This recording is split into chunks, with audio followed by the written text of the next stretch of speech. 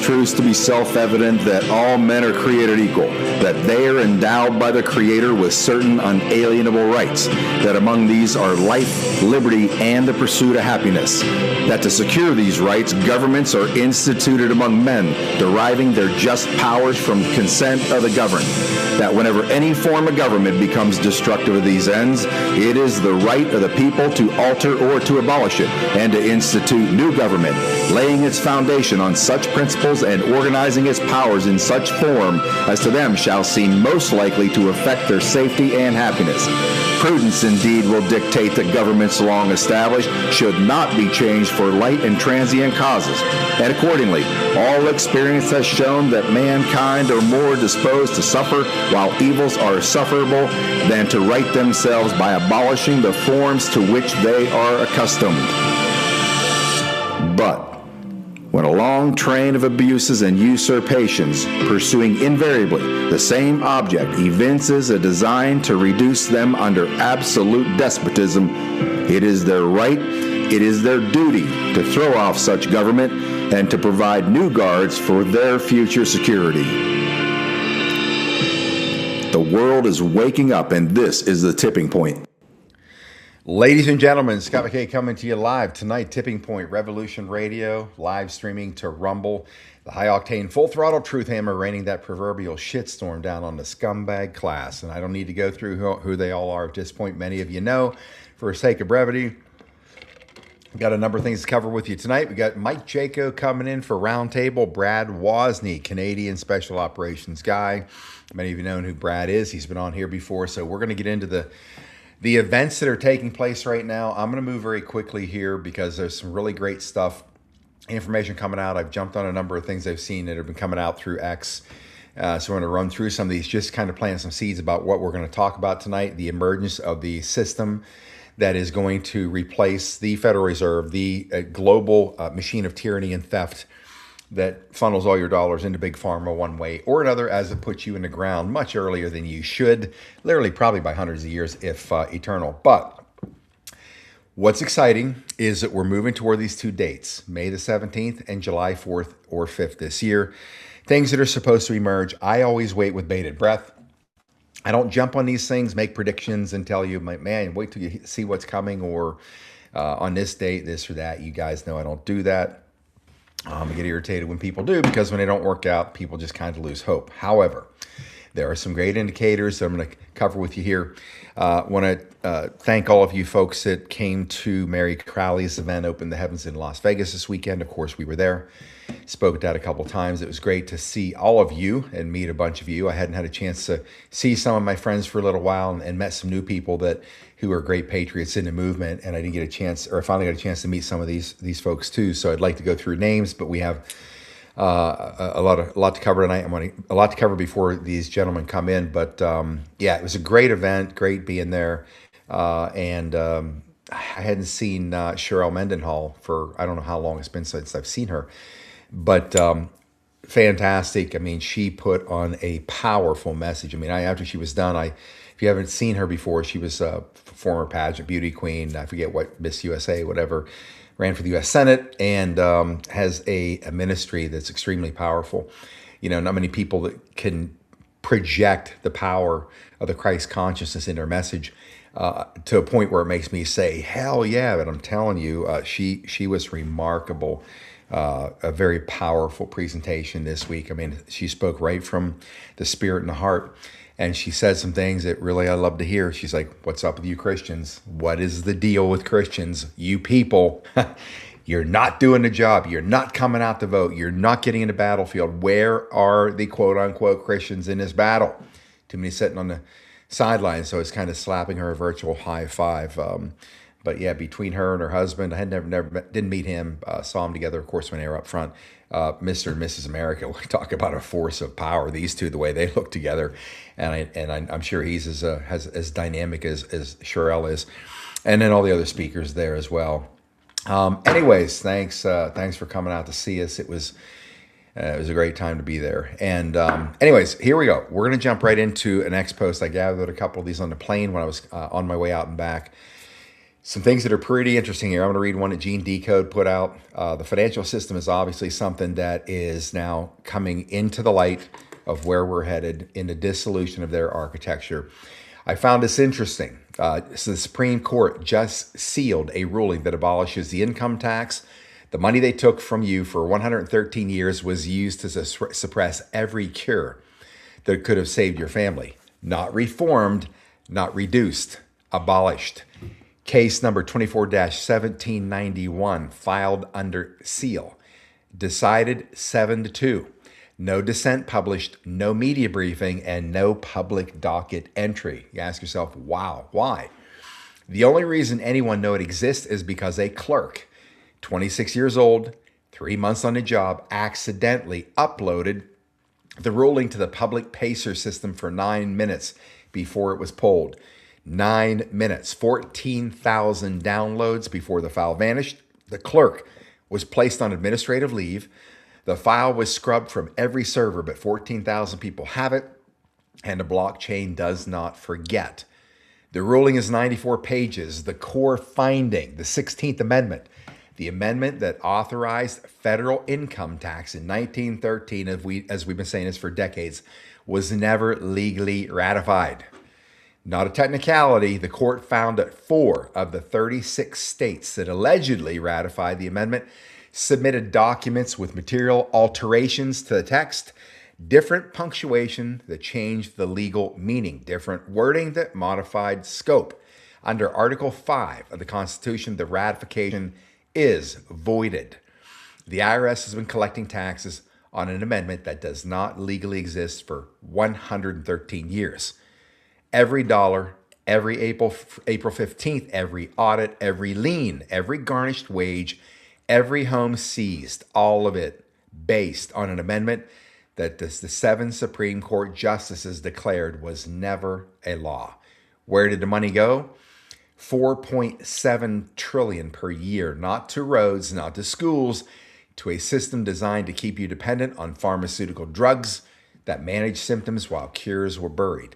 Royal Rice Frequency Machine, destroyed by the American Medical Association in 1939, funded by your tax dollars.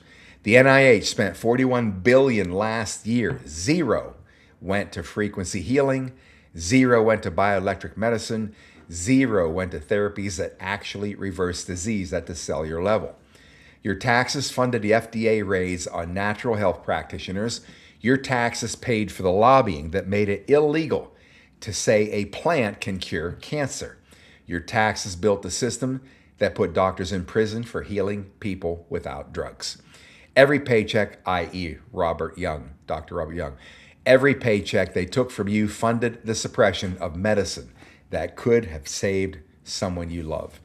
The transition plan, outlined in pages 71 through 89 of the ruling, describes a replacement revenue system, no income tax, no payroll tax, a flat consumption tax, exempting food, medicine, housing, and education. By the way, all things exempt that have been sold one time. Brand new items, sold the first time, they're resold, no taxes. The average family's tax burden drops from 37% to 14%. The court gave, by the way, folks, that is literally a 29% pay raise. Imagine getting a 29% pay raise. The court gave the executive branch, actually more than that because you're not going to be taxed on a lot of stuff. The court gave the executive branch 180 days to prepare. That sounds like Nassar law rollout because that's a timeline, 180. The clock started 97 days ago, 83 days remain. When the seal lifts, the IRS dissolves. The $4.7 trillion per year stops flowing into the machine that suppressed every cure you were never allowed to access. The money stays in your paycheck, and the medical technologies they buried, frequency devices, bioelectric therapy, regenerative medicine, lose the funding mechanism that kept them hidden from you. The cures were never lost. They were defunded, and the systems they defunded just got abolished. 83 days until you feel it in your paycheck and in your health. That's pretty exciting. Let's hope that that is right on the timeline. Okay, here's something else I found pretty interesting. This comes from Paul White Gold Eagle, and this came out It was a couple of days ago. And now here's what he says in this particular drop. He says at 11 a.m. Eastern, the grid locked into unity frequency. This must have been 2 days ago. All systems went green. The QFS mainframe confirmed global balance stability. The world is now operating on truth code. No corruption can enter. No compromise will be tolerated. High-risk accounts were flagged and frozen. Names known only to military intelligence are now public in sealed drop files. Gitmo is full. New locations have been activated offshore for tribunal overflow. Justice is no longer a future promise. It's happening right now. Meanwhile, new school programs are rolling out under consciousness directives. This is pretty interesting. No more indoctrination, no more lies. Children will be taught who they truly are and not who they were told to be.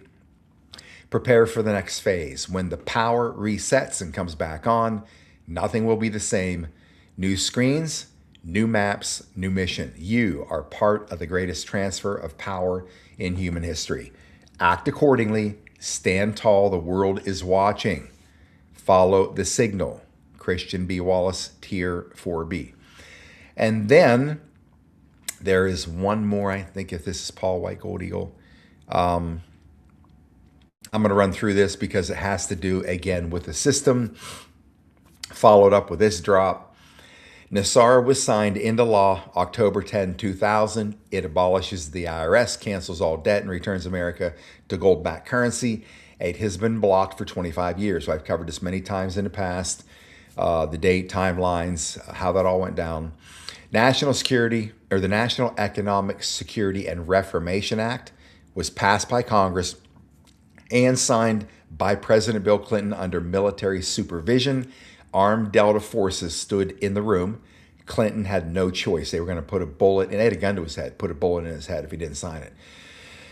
The law was placed under a Supreme Court gag order. Any member of Congress who acknowledged its existence publicly would be removed from office and face criminal charges. For 25 years, the most powerful law ever written has existed in silence. Until now, what NESARA mandates: cancellation of all mortgage, credit card, and student loan debt, fraudulent contracts based on unlawful banking practices, abolition of the IRS permanently, abolition of the income tax, replaced with a flat tax of 14 to 17%, sales tax on new non-essential items only. New items and non-essential. Return to gold and silver-backed currency, ending fiat money creation, release over 6,000 suppressed patents, including free energy and advanced healing technology. New elections within 120 days. All current officials will be removed. The restoration of constitutional law across all courts. Why Clinton signed it. The Farmers Union lawsuit beginning in the 70s exposed that U.S. banks had been illegally foreclosing on farms using fraudulent lending practices. The case went to the Supreme Court. The court ruled in favor of the farmers, and the ruling expanded to cover all bank fraud against all citizens. The resulting legislation became NESARA. Clinton was ordered to sign. He did. Then he, Bush, and every administration since has worked to prevent its announcement. September 11, 2001, NESARA was scheduled for public announcement at 10 a.m. by Alan Greenspan, by the way, on September 11, 10 a.m. September 11, 2001. The announcement was to be broadcast from the World Trade Center. At 8:46 a.m., the first plane hit, or the first hologram, or the first bombs that were planted went off. The computers on floors 1 and 2 of the World Trade Center contained the gold certificates and financial documents required for NESARA implementation. Building 7, which was never hit by a plane, neither were the first two, housed the SEC investigation files and NESARA implementation records. All 3 buildings were destroyed, every document lost. The most secure financial records in American history destroyed. On the exact morning, they were to be made public by terrorists who could barely fly a Cessna. GESARA is called the global version. NESARA applies to America. GESARA, the Global Economic Security and Reformation Act. extends the same provisions to 209 countries. Debt cancellation, gold-backed currency, suppressed technology, released, corrupt governments dissolved. This is the financial reset, not the Great Reset of the Klaus Schwab, which enslaves, the real reset, which liberates. The current status: the quantum financial system is live. Gold reserves have been audited and repositioned. Military operations across the globe have been securing assets and removing obstacles for years. The announcement is not a question of if, it's a question of when, and the window is closing for them. Every day you share this information, the gag order weakens. Every mind that awakens makes suppression harder. They kept this secret for 25 years by keeping you asleep. You are no longer asleep. And that's listed as G. And next one up, last one. Mr. Poole writes, they're not upgrading the system, they are replacing it. And you can't replace a system while it's still running. Move 1. Pentagon declares post-quantum encryption a national priority in March of 2026. No press conference, no explanation, just a classified directive. Move number 2. Doge accesses every federal payment node. Fines $4.65 trillion in ghost transactions, exposed the entire routing architecture in April of 2026. Move 3. Anthropic's Mythos AI breaks Fed interbank encryption in a closed demonstration under 4 minutes. The old system has no walls left. Move 4. Trump signs Executive Order 14289, continuity of financial infrastructure on May 2, 2026. The media didn't cover it. Not one headline. You don't test post-quantum encryption unless you're about to use it. You don't map every payment node unless you're about to switch them. You don't let AI break in the old walls unless you've already built new ones. The old grid goes dark. The new one is already running underneath. They'll call it a glitch. They'll call it a cyber attack. They'll call it a temporary disruption. It won't be. It will be the largest financial system migration in human history, done in silence while you were sleeping. One man authorized it. One man controls the timing. One man told you years ago the best is yet to come. He wasn't talking about politics. So what I'm looking at here, folks, I'm looking at a pattern of information that seems to be popping out. In fact, I jumped on the USDebtClock.org. It's pretty interesting. If you look at the secret window in the upper right-hand corner, you click that on, there's always some meme that pops up. And there's one that pops up now. It's pretty interesting. It shows Triumph of the Serfs, and it has basically 2 serfs, husband, wife. One's holding a shovel, one's holding the basket and something else, and they show a hole, and it says debt. I don't know if they're going to be dumping it in there and covering it up, but these indicators keep popping up of things that appear that they are on deck for the transition that's coming. All these things are pretty exciting. Now, there's something I just want to drop. Let me see. SG just sent me a message. Okay. Give me 1 second here. All right. Sounds like somebody was having trouble. Jim Cranker was having a hard time hearing. I think we're okay now. Anyways, don't have anything from my producer. Things must be A-okay. I wanted to cover something really quickly here because it kind of struck me over the weekend. And this is going to be the toughest thing for all of us. And I don't know what changes this in us when this happens. But one of the things I mentioned this weekend when I was speaking to the group that came in for the event, and I talked about, obviously we've got this explosion of this collective spiritual consciousness now taking place on the planet to varying degrees. I think it'll continue to expand as time goes on.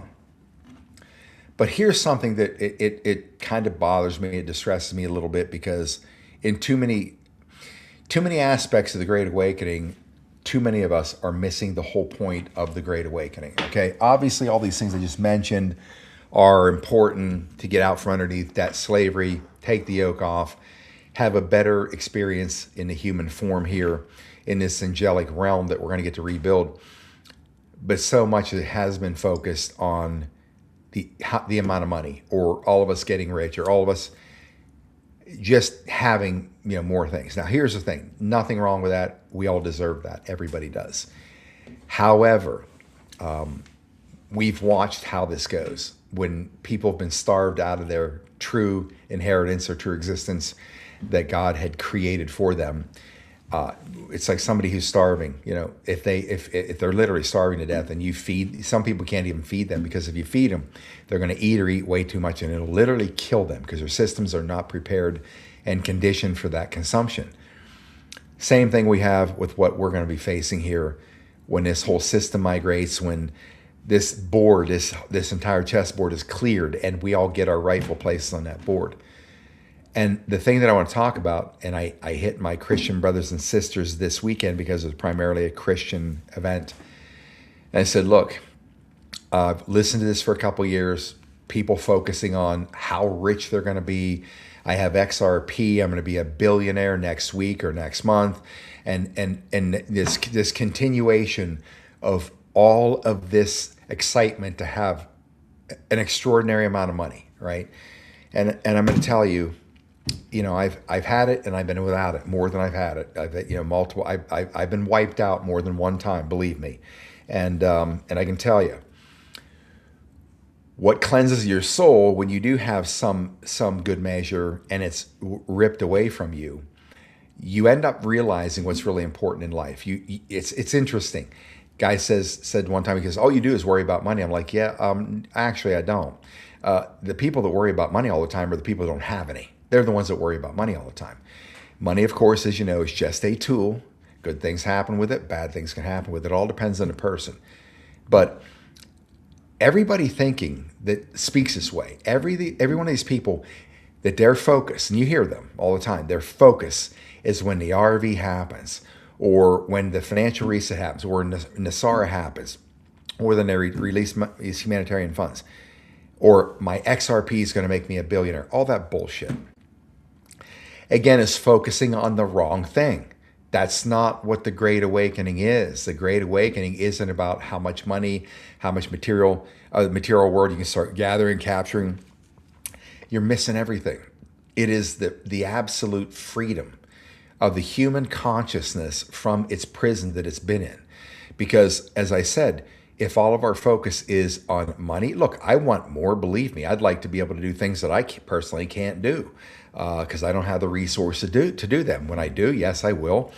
But the reality is, it's kind of like this. If I went out and most of you know that I do a lot of work on my ranch, just piddling around, haven't built anything on there yet, don't even have a barn up, I don't have a house.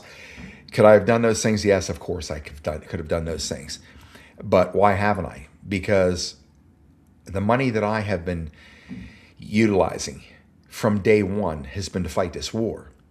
The traveling, as many of you know, I don't ask for donations. People have donated in the past. Some have, very early on, Patriot Street Fighter donated some nice chunks of money. But I don't even think we have a donate tab on my website. I don't ask, buy me a cup of coffee. I don't ask for anything. I have zero sponsors. Everything that we do, I fund from the arrangements I set up with people like Kirk Elliott and a couple others. And so if I did build my ranch out there, what would I do? I'd spend my time out there doing whatever I do, the daily activities, taking care of cattle, feeding animals, whatever, mowing fields, whatever, right? But it's not even a thought in my mind. Why? Because what next? Like what next? I'm just gonna. In fact, this is why I haven't done many of these things throughout the course of my life. It's why I'd always flame out when 5 startup companies, 25 years. Every time we got them off the ground, my enthusiasm would flame out because in my mind, I always knew this is a waste of my time. I'll get down the field, maybe have some big financial home runs, have a great lifestyle, have a lot of flexibility, could do nice things.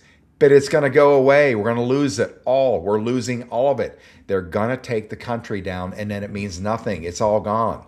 it'd be worse if I worked for all of that and it was stripped from me. And that's why I was always involved in elective politics in those years, outside of making a living, all those hours, days, weekends, money, time, and all that stuff, because my soul always told me it ain't gonna matter. What does it matter if you have no freedom? Same with this right now. I would rather be doing what I do now, traveling around the country. I spend money on a bus and fuel that thing running around the country, trying to get you guys on the battlefield locally and taking control of the crime syndicate that runs your counties than doing these things out here at my ranch. That's just like part-time play for me. Kind of reconnects me to the earth, recharges my soul. Not that you folks don't, because you're the lifeblood of Patriot Street Fighter. But that's why I do that, because I know intrinsically and spiritually, none of that shit really matters. What matters is this human connection that I get from and with you, and the good energy we exchange, creating some hope, planting seeds, educating them, encouraging them, showing them what their talent and their power is, showing them, illustrating that we have all of the power locally, state and federal. It's constitutional, in addition to the simple, undeniable fact, the one mechanical dynamic that cannot be refuted, is we outnumber these bastards by the billions. Why are we taking this beating from these criminals? That's why I'm applauding Travis Spencer so hard for taking on these scumbags in godly Texas. The school bond fraud bullshit, putting people, the CAD coming in, the appraisal districts, county appraisal districts, valuing people's houses far in excess of what their current market value is, no matter what they paid for it at the time, and then saying, you owe us this much extra property tax this year. I'm sorry, I'm flat broke, could barely pay last year, then we're taking your house. That's the shit that fires me up and makes me want to do what I do. Having material goods to enjoy my life, honestly, it all gets old, it all gets boring, it all goes away. The enthusiasm all goes away. I don't care if you have your own private jet, eventually it just becomes a private jet. Yeah, I got my jet sitting out there. So this is my point of all of this. It is not about the capture of the material world in the matrix, focusing on just this. And again, I call it bullshit.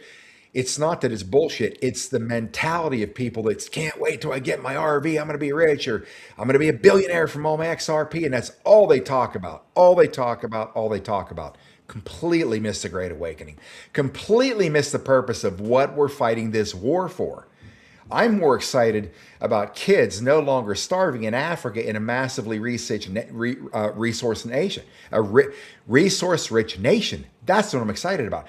I'm excited about the lower middle classes of people working multiple jobs, even Hispanics that come in this country, working their asses off, getting a half of a Sunday, because dad works 2 to 3 jobs, a half of a Sunday to go to a local park with their charcoal brickwits and get on the grills there and the picnic tables and have the time of their lives, a tiny little amount of time that they have to actually have some enjoyment with their kids.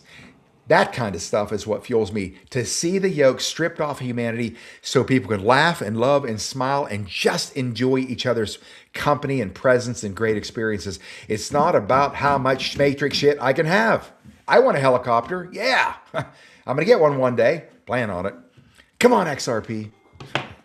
XRP's been in my rearview mirror from the time that anybody ever mentioned it to me. I got a little bit, but anyways, but my point of this weekend to the group we spoke to was just that, especially quote unquote the Christian brothers and sisters. Number one, I'm going to say this again. We've got work to do. This isn't just kumbaya. This is getting off of your ass and doing what Christ did, went in a temple, beat some asses, took action, smashed tables, threw people out, and called out the people for what they were, the criminals, the scumbags, the synagogue of Satan.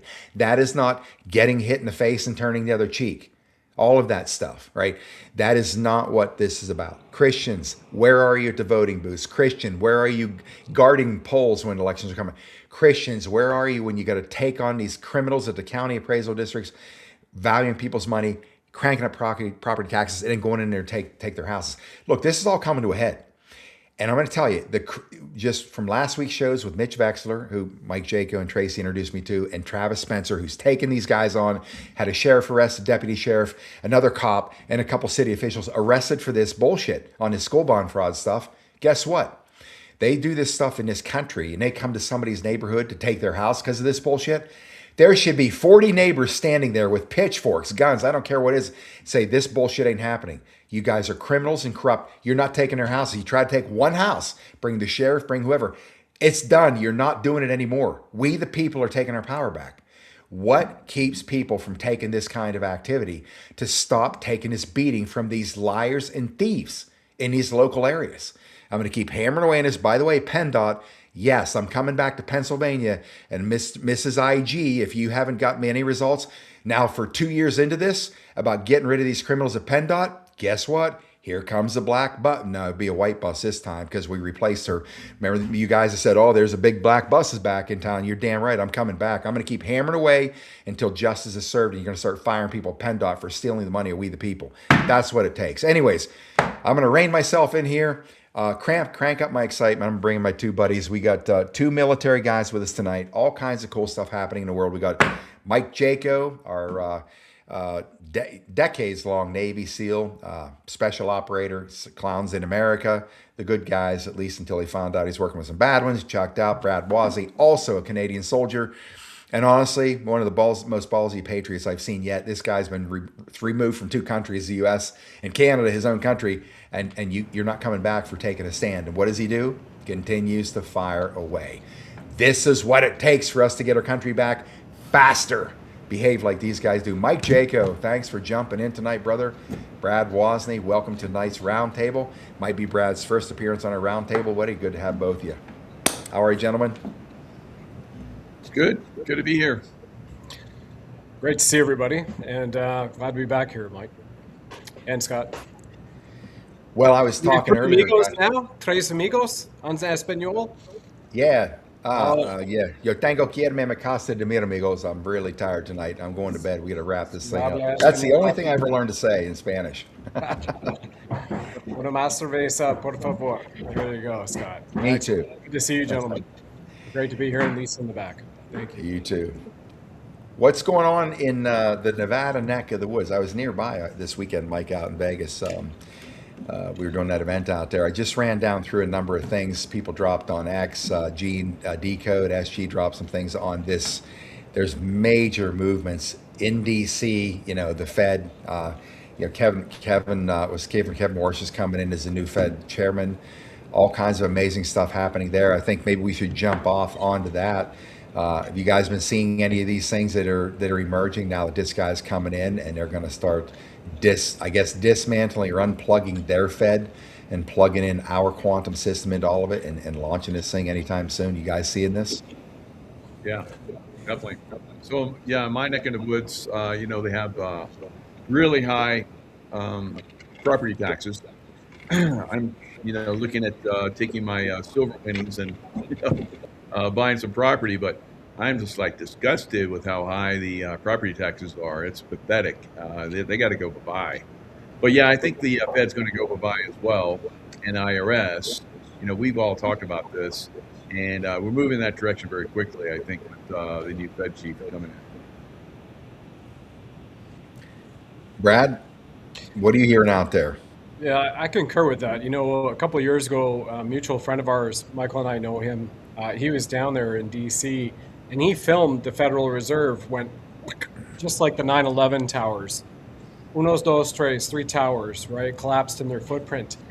It's amazing how that happened, and no plane flew into the Federal Reserve building. And in 2019, we have to remember President Trump placed the Federal Reserve underneath the Treasury. And how many times have you seen President Trump say, Scott Bessent, central casting? And just a few days ago, he was in front of a massive audience, Trump Durrell, and he's saying, we're talking about movie stars. Look at this guy here, Scott Bessent. Boy, he's going to get autographs. He's central casting. He could be cast out of a movie. Like, it's right in your face. Now, remember when he appointed Kevin Marsh to the Fed, who we're talking about right now, when he appointed Kevin Marsh, in that speech of appointing him, he said, Kevin Marsh, central casting. And he is my pick. Because Kevin in central casting has been, and he just went on with why Kevin has been against the Fed, and we need to have an overhaul, were the words that Kevin Marsh had used in a previous speech, and have a new regime. Those were the words right from the soundbite of Kevin Marsh. And Kevin Marsh is supposed to go live later this month with a new regime at the Fed. But once again, for all of your amazing patriots here around the world, Scott, remember, it's been underneath Treasury since 2019, and it's collapsed as flat as a freaking pancake in 2022. And Michael and I have seen the videos where a friend of ours had filmed that right on the streets. And he is the Michael version, but he doesn't really come on camera from the United Kingdom. So a big shout out to him. I believe he's watching tonight. We were texting. Well, we'll have to bring him in. I'm going to rip through this really quickly. I found another post by Mr. Poole, and it's right to your point, Brad. Here's what it says. I wish I could give you the time. Oh, this is on May the 9th. It says the takeover for 6 days, which would make the 15th. It says in 6 days, the most powerful financial institution on earth changes hands. No election, no vote, no public debate. On May 15, 2026, Jerome Powell is out. By Jerome, scumbag, is out as Federal Reserve Chair. Trump's hand-picked replacement, it's actually Warsh instead of Marsh, but close enough, Brad. Kevin Warsh takes a seat. The Senate is coming, the Senate is confirming him as you read this. You need to understand what this means. The Federal Reserve has controlled the American economy since 1913. Every recession, every inflation spike, every crash, exposed, engineered. They printed $8 trillion during COVID and handed it to the banks while you got a $1,400 check. I didn't get a check. I don't know if anybody else did. I didn't. That era ends in 6 days. Here's what they're not telling you. The DOJ opened a criminal investigation into Jerome Powell earlier this year. They subpoenaed Federal Reserve records. They had Jeanine Pirro on record saying, quote, I want to see what's there. Then suddenly the investigation was dropped. It wasn't dropped. It was completed. They got what they needed. Powell knows. That's why he's staying on the board as governor. First time since 1948. He's not staying because he wants to. He's staying because he was told to. Cooperating witnesses don't leave. Kevin Marsh isn't coming in to manage a Fed. Internal transition documents leaked to financial insiders last week describes his mandate in 3 words: structural transformation. Not reform, transformation. The same word used in Executive Order 14178, the one that established the digital asset framework.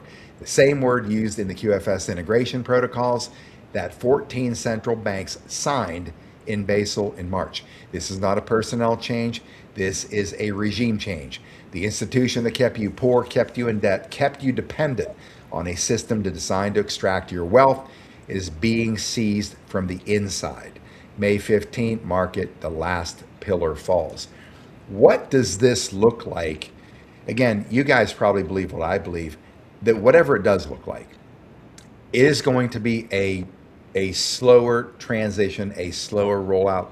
I know the original Nassar Law or the Farmers Land Claims Act or whatever in the 70s basically shows the sky opening up and all this money piling right back onto the people and the lands. And again, who wouldn't want that? I mean, yeah, hell yeah. Who'd want to be like in tunnels and mountains of cash? But once again, every ghetto NBA player shows you the destruction of that kind of overwhelming access to money like that. I don't believe that they're doing it that way. I think, Mike, you and I talked about this before. Wipe out the payroll tax. Guess what? There's like a 29% pay raise. Like you get a pay raise, nearly 30%.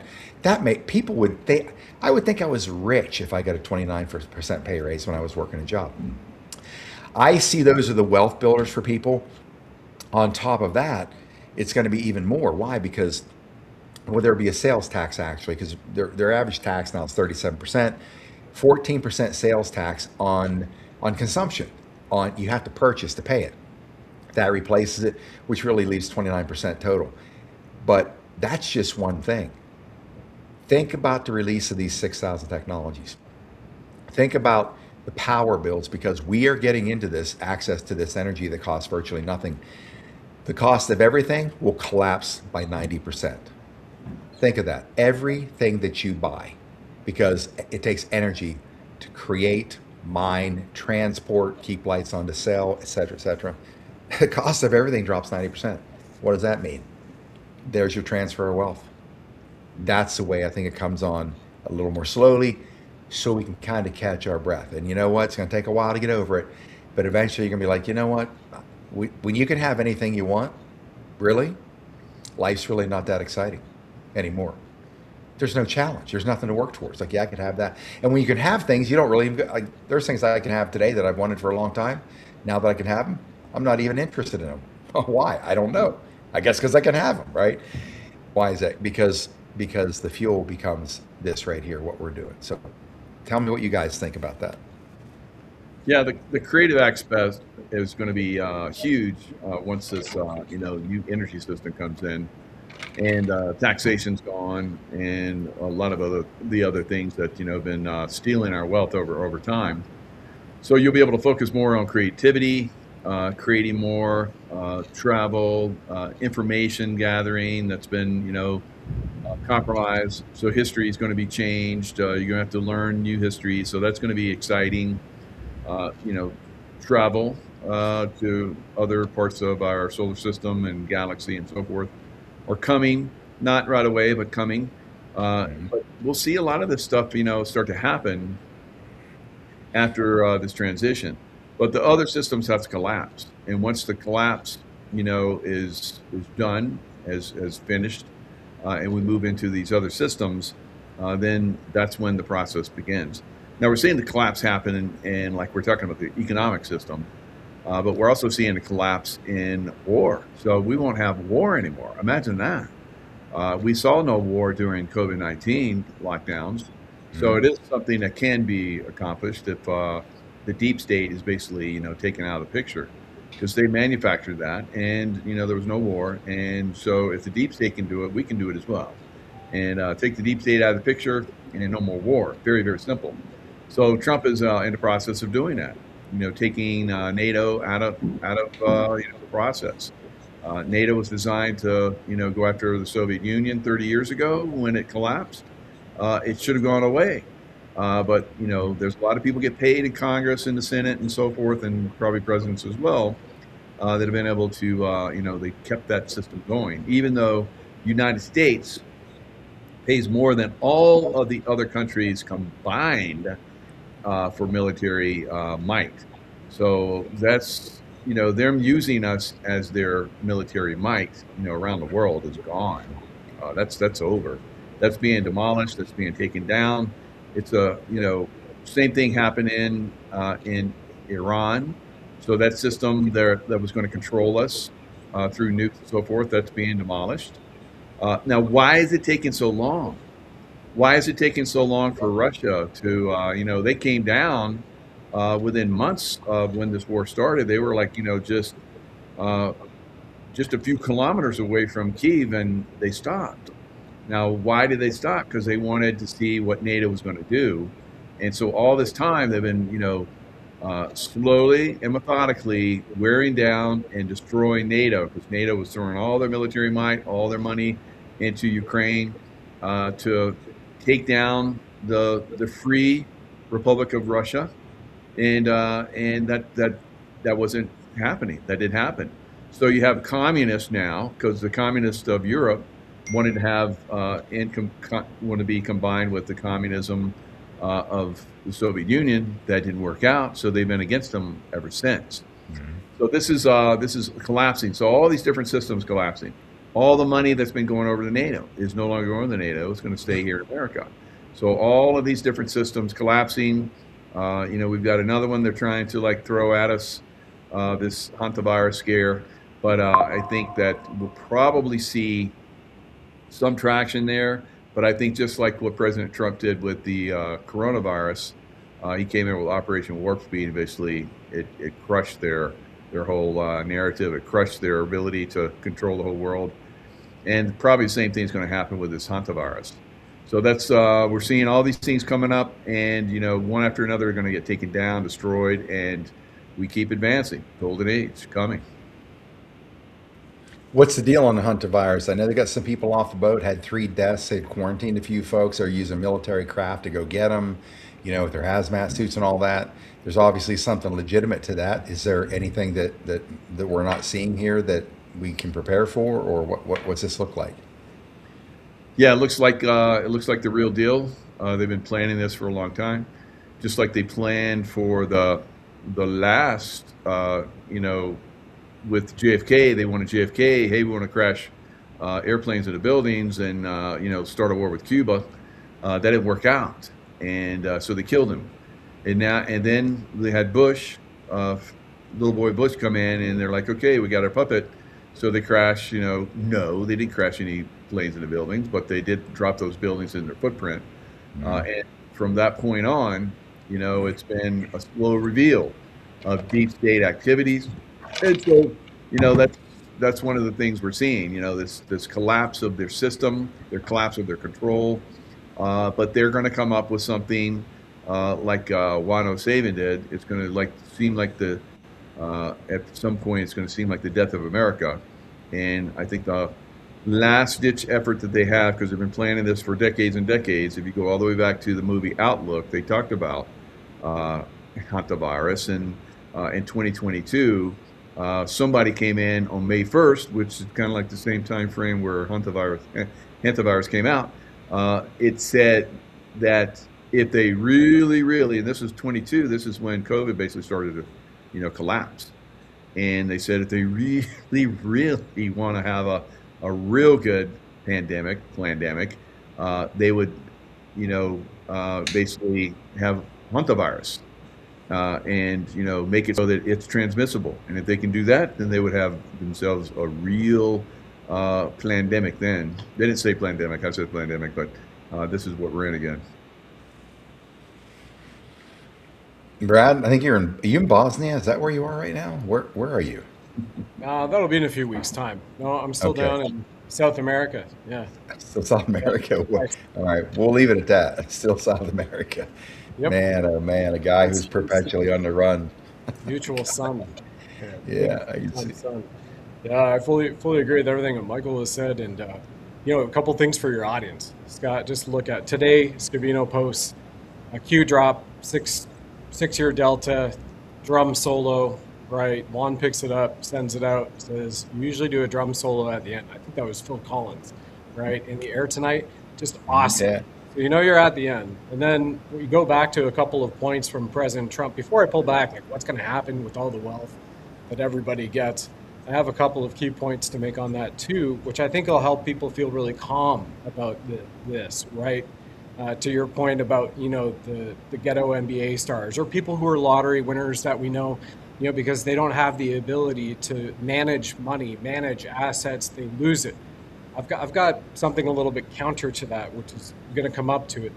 But let's just take a look at President Trump. July 4th, Besson puts out in March, hey, new American currency, first ever president in history is going to sign it. So Trump is going to autograph a new American currency. Now, I have it on video that it said new American currency, and then later the press release just said new currency. Okay. No worries. Secondly, TrumpAccounts.gov. He's been putting out there for nearly a year, hey, if you sign up your new kids from July 4th, 2026 to July 4th, 2028, then you can get we'll put $1,000 into it for 18 years, but you can contribute $5,000 into it, and by the age of 55, that'll compound interest, take it to $13 million. But what else is happening, right? People very simply and quickly forget the Sovereign Wealth Fund, all the tariff money that's coming in, and all of his throwbacks to McKinley. So let me just extrapolate this for people. For anybody who has never done your sovereign work, which is very simple, this is what the White Hats have wanted all of us to do. This is the stuff that's been thrown into all of our faces, the men that you've seen on the screen here. By the way, and I thank you for saying that, Scott, and Michael has had me on the program, but what you two have really faced, in my opinion, has been harder than anything else, right? Yeah, sure, they can close my bank accounts in Canada, Venezuela, right? And they can prevent me from getting back to the States at the moment because I refused a mask and a jab, and only my awake family, my loving family is still there. But, overall, with all of that's gone on, what they've done to you guys and what they continue to come out and do to you guys, and you guys still stand as a testament in time, that is fortitude as far as I'm concerned. So I really hope all the audiences who are seeing this, wherever you're seeing this, you really give a lot of love and prayer to these men, and then the people who are around them, their families as well, because their service and sacrifice goes back decades. Mine's only been the last 6 years. See, the ghosts are saying, that's right, Brad. give a little bit of love there. So that's God. That's coming into the conversation. So give some love and prayer surround these men, as far as I'm concerned. So another thing, and sorry, I'm waxing on because it's been 12 hours I've been at it. Another thing for everybody on the wealth. Well, it's already been pointed out, it's 6,000 or 9,000 patents that in 2016 through 2020, Trump has been allowing the release of, and those technologies to be working in the background, and certain companies have been getting the funding, the backgrounds to it. Major General Valley and I, for people who know him on your show just recently last week, Scott, he and I talked 2 nights ago, and he actually thanks you again for having him on.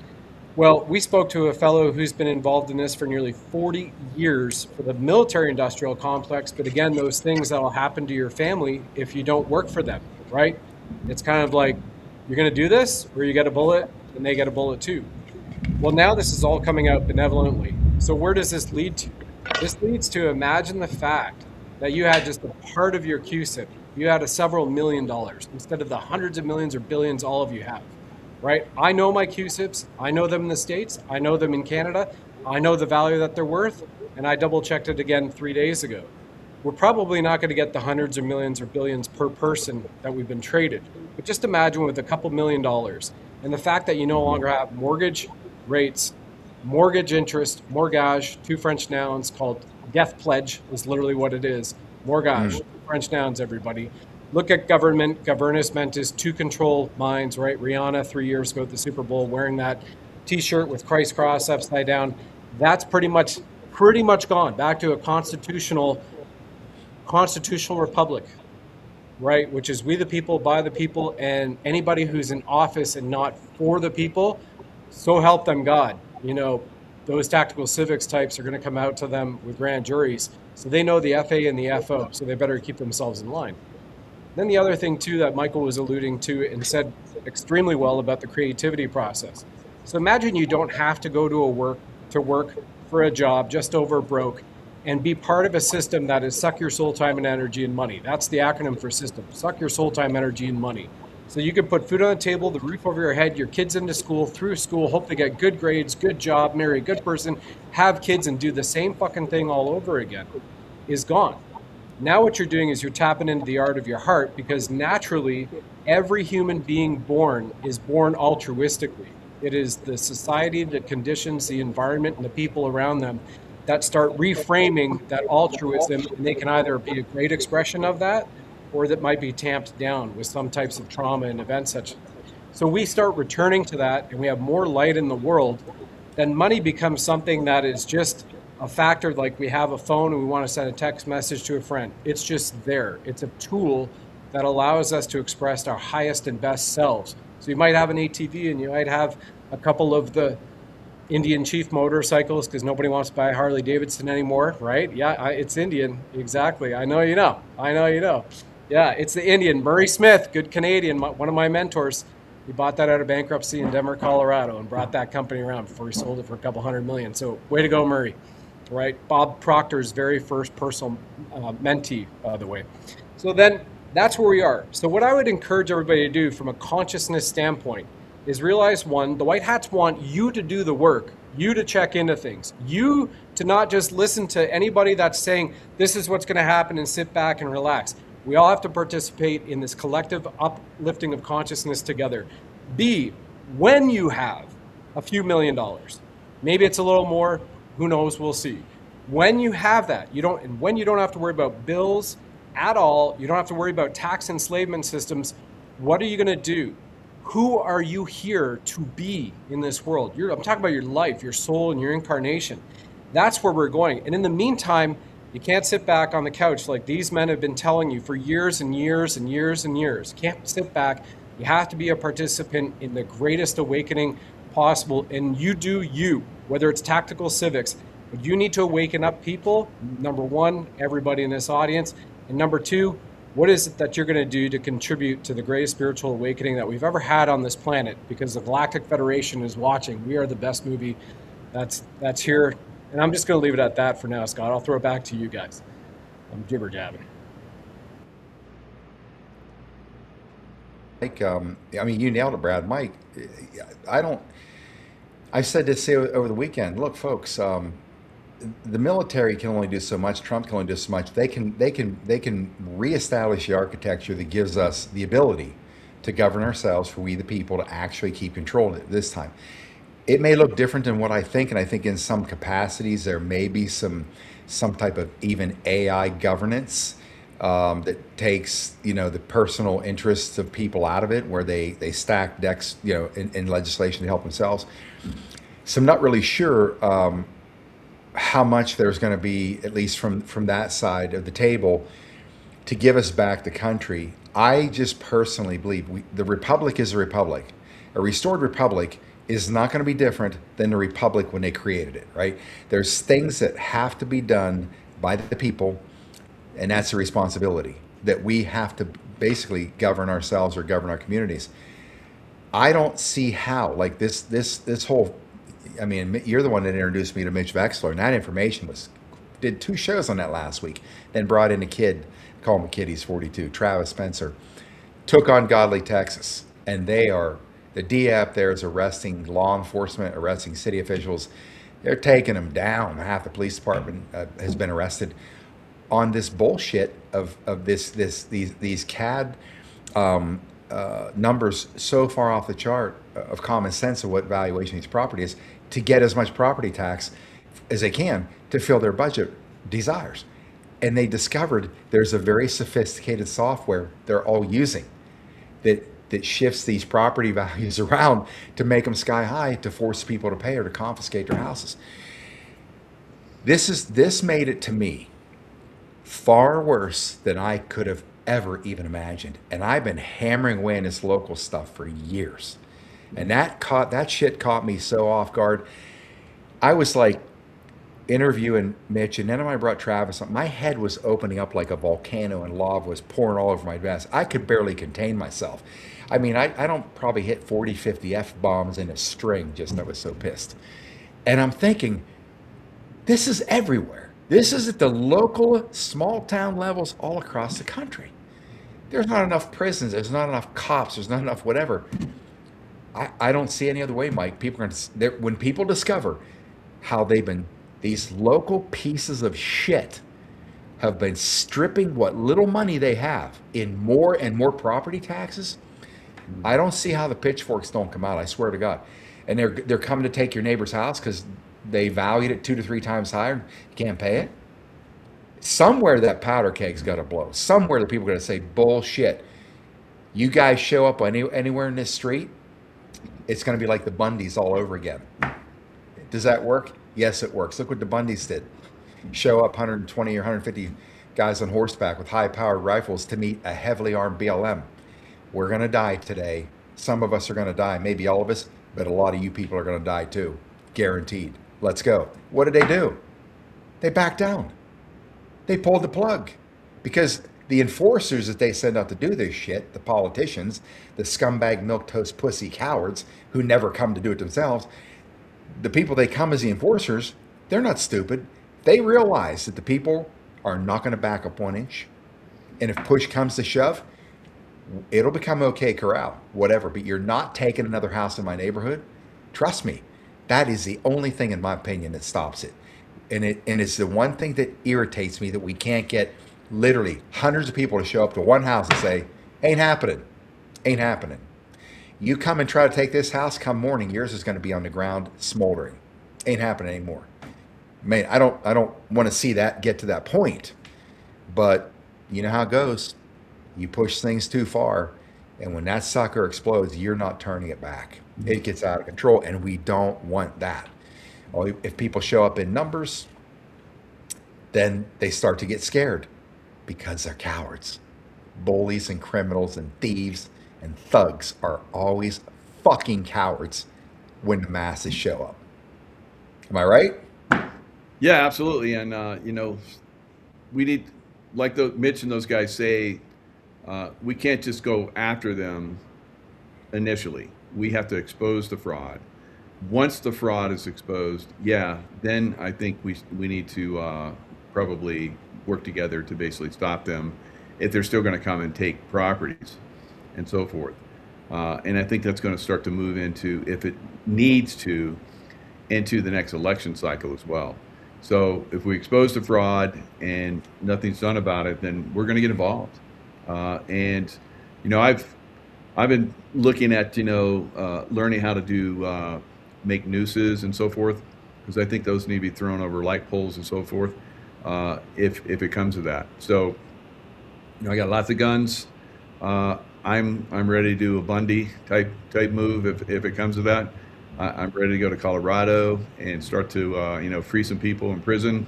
All these things, if they don't start to happen, we're going to start to take charge. We're not going to let these idiots get control again, because they've already told us if they get control, once they think once they get in control again, they're going to come after us like we've never seen anything before. So that ain't going to happen then, right? So we're going to do it illegally. We will do it legally, of course, but if it comes to it, we're going to get involved on another level. So once they see we show up, and you're right, they're milquetoast pussies. When you show up ready to rumble, they're going to back down big, and if they don't, that's fine too. But we're not going to put up with it. There's a lot of us that are ready to roll on this. We put up with this stuff for over 8 years now, going on 9 years, and we're not going to put up with it anymore. We've been very nice, very cool, very collected, watching things transpire. They seem to be moving in the right direction. Let's hope and pray that they continue to do so. But if they don't, we're going to step up, and we're going to take charge. And that's the way our country is. There's not enough of them. It's not enough of them. A lot of their type have already turned to us, right? They see the corruption, and there's only a small percentage of them now. And when you stand up to most of them, like most bullies are, they're going to back down and run away. And those that are left standing, they want to go toe to toe. That's going to be very, very bad for them, right? So I've been talking about this, and I think we're at that point. I don't like to talk tough. I like to speak softly, but I carry a big stick. And Mike says speak softly, but walk softly, but carry a howitzer. Was that line? Yeah. You good, man? Walk softly, but carry a howitzer. I agree. Yeah. So that's where we're at. I think I'm pretty comfortable with where we're at. We can go big if we need to. Sometimes we talk tough, but that's just to let these people know on the other side that we're not pushovers. You might have thought that was the way we were before, but we were just watching, being observant, being very stalwart and collected. And if it comes to it, we'll unleash. I don't think it's going to come to that, but if it does, if I unleash, God help them. Didn't you tell me, You Mike? said unleash, the thunder cracked overhead. Or there's no crack, but the thunder rolled overhead when you said that's right. We're calling down the thunder right now. Yeah. God is right here tuning into this for you, Mike. Yeah, I'll right. Calling down the thunder right here tonight. The Department of Defense did an assessment back during Obama's era, more around the time of 2013, 2014, on gun confiscation, what that would look like. And their analysis, their study in-depth analysis, yielded the information to them that by the time they hit the Mason-Dixon line, they'd be completely out of gas because they would be overrun by we the people, armed to the teeth. And that's why they never decided to implement that operation to come and start collecting guns, because they knew they would be cut to pieces by the time they hit the Mason-Dixon line. Yeah. So they know. They know. And I think that sometimes there's a detriment where I said this before, why aren't people amassing? Because we always had the fallback plan. Well, if it gets too bad, we got the Second Amendment, right? The problem with that is if it gets too bad, we got the Second Amendment. What does that mean? Shit's going to get out of control, because you get guys all ramped up, think they're Johnny Rambo, and look what they did when 911 towers came down. They're walking into 7-Elevens in Arizona shooting Sikh Indians in the head because they're wearing a turban, thinking they're Taliban, like stupid stuff like that, right? We can't go that way. We got to get the people. We got to look. We've seen it, talked about it so much in the last 6 years. The marquee example is that group of 200 mama bears at Vail, Arizona, or Vail, Arizona, showed up at the school board. They had enough of the masks for the kids. And I've been saying that on this channel that summer, 2020 forward, and it's like a year and a half. I'm telling you, people, the lowest level of the foundation is school boards, the dumbest people in America. They're not all dumb, but the dumbest are on these school boards. Show up. They will back down. They'll run away. What happened that night? National news, Vail, Arizona. 200 mama bears show up. They are pissed. And what did these cowards do? Yeah, you remember you cowards in Vail, Arizona? You MTPs? What did they do? They didn't only leave the building and go home. They all resigned. And what the mama bears do? They nominated new school board members, voted them in right there, put their first motion forward. 5 minutes later, killed the mask mandate. End of story. No violence, no nothing. 200 people show up. The milquetoast pussies run and give up. That's it. That is the battle plan. Anyways, let's switch over to military operations that are going on right now. If I could add to Mike's point for one moment, Scott, before you're shifting, and it's right down the middle to the accountability side. So I have a message for the white hats, like Cybercom. Any software that's being used, you can see who's using the software. What I mean by that is, we take a look at this software they're using in the tax assessors and the county offices, right, to manipulate the valuations. And then you have a tax assessed value on a home that was 150 grand last year. Now it's like 210 grand this year during, a recession era of Biden. And now it's coming back with Trump. Like, okay, hang on a second. So they can see the IP address, the user, the login keys, everything has cameras that are linked to it. You've got good AI running in the background. So Cybercom has all of that. And that includes everything that's been done, whether it is the Vail, Arizona, those POSs from the school boards that are coming in and that are trying to push mask mandates on kids, or doing criminality on children, or wanting to cut off the genitals of your kids, etc. We have it all, extends to that. So, but my message for the white hats, and then the other ones for the patriots watching. One for the white hats are, please get freaking prepared to publish all the lists of all the names all across the board, whether it is high school, school board trustees, grade school, anything that has to do with touching crimes against humanity, crimes against children, absolute fraud, treason, stolen elections, everything. So if it's certain deputy sheriff, Joe Bloggins, or it is police woman, Heather Schmidt, my apologies, I don't know if there's a real Heather Schmidt around. Names are just coming to me. Flashes of lightning now from Christ coming in to confirm this. But have that with all the evidence so that we, the people, can get together with grand juries and we know who they are. We can go out and take them off and help. That's my message to the patriots, is rally around what you've done with Tactical Civics and all the great people there too. And Bill Ogden, I think his name, I've had him on the show too, incredible man. Right? Mm-hmm. Rally around that. Rally around the constitutional republics. Put your hand up and say, I will sit on a constitutional grand jury. I will be part of that, or I will be part of the militias that will go and lawfully arrest those who have done, as published by the White Hats, by Cybercom, with all of the information, and give it to the people to help all of this be done.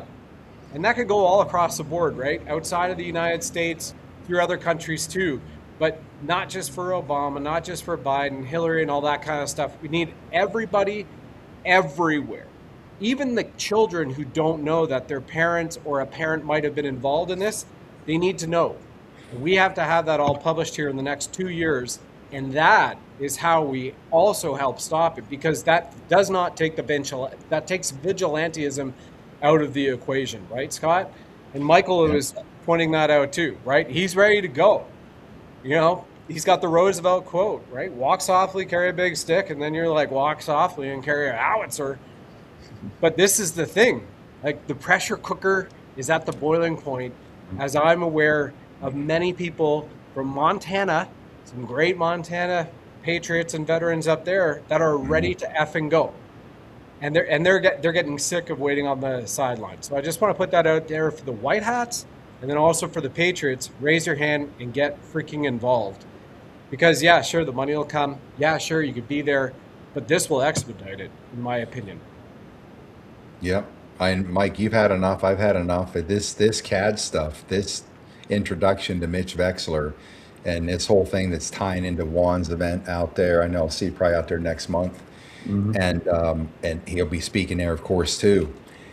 That's just there's a whole new battlefront for me just opened up right there on this, because there's tens of thousands of houses being taken locally by these bastards. And it's not some coordinated effort among all the small towns in America. They're doing this shit independently.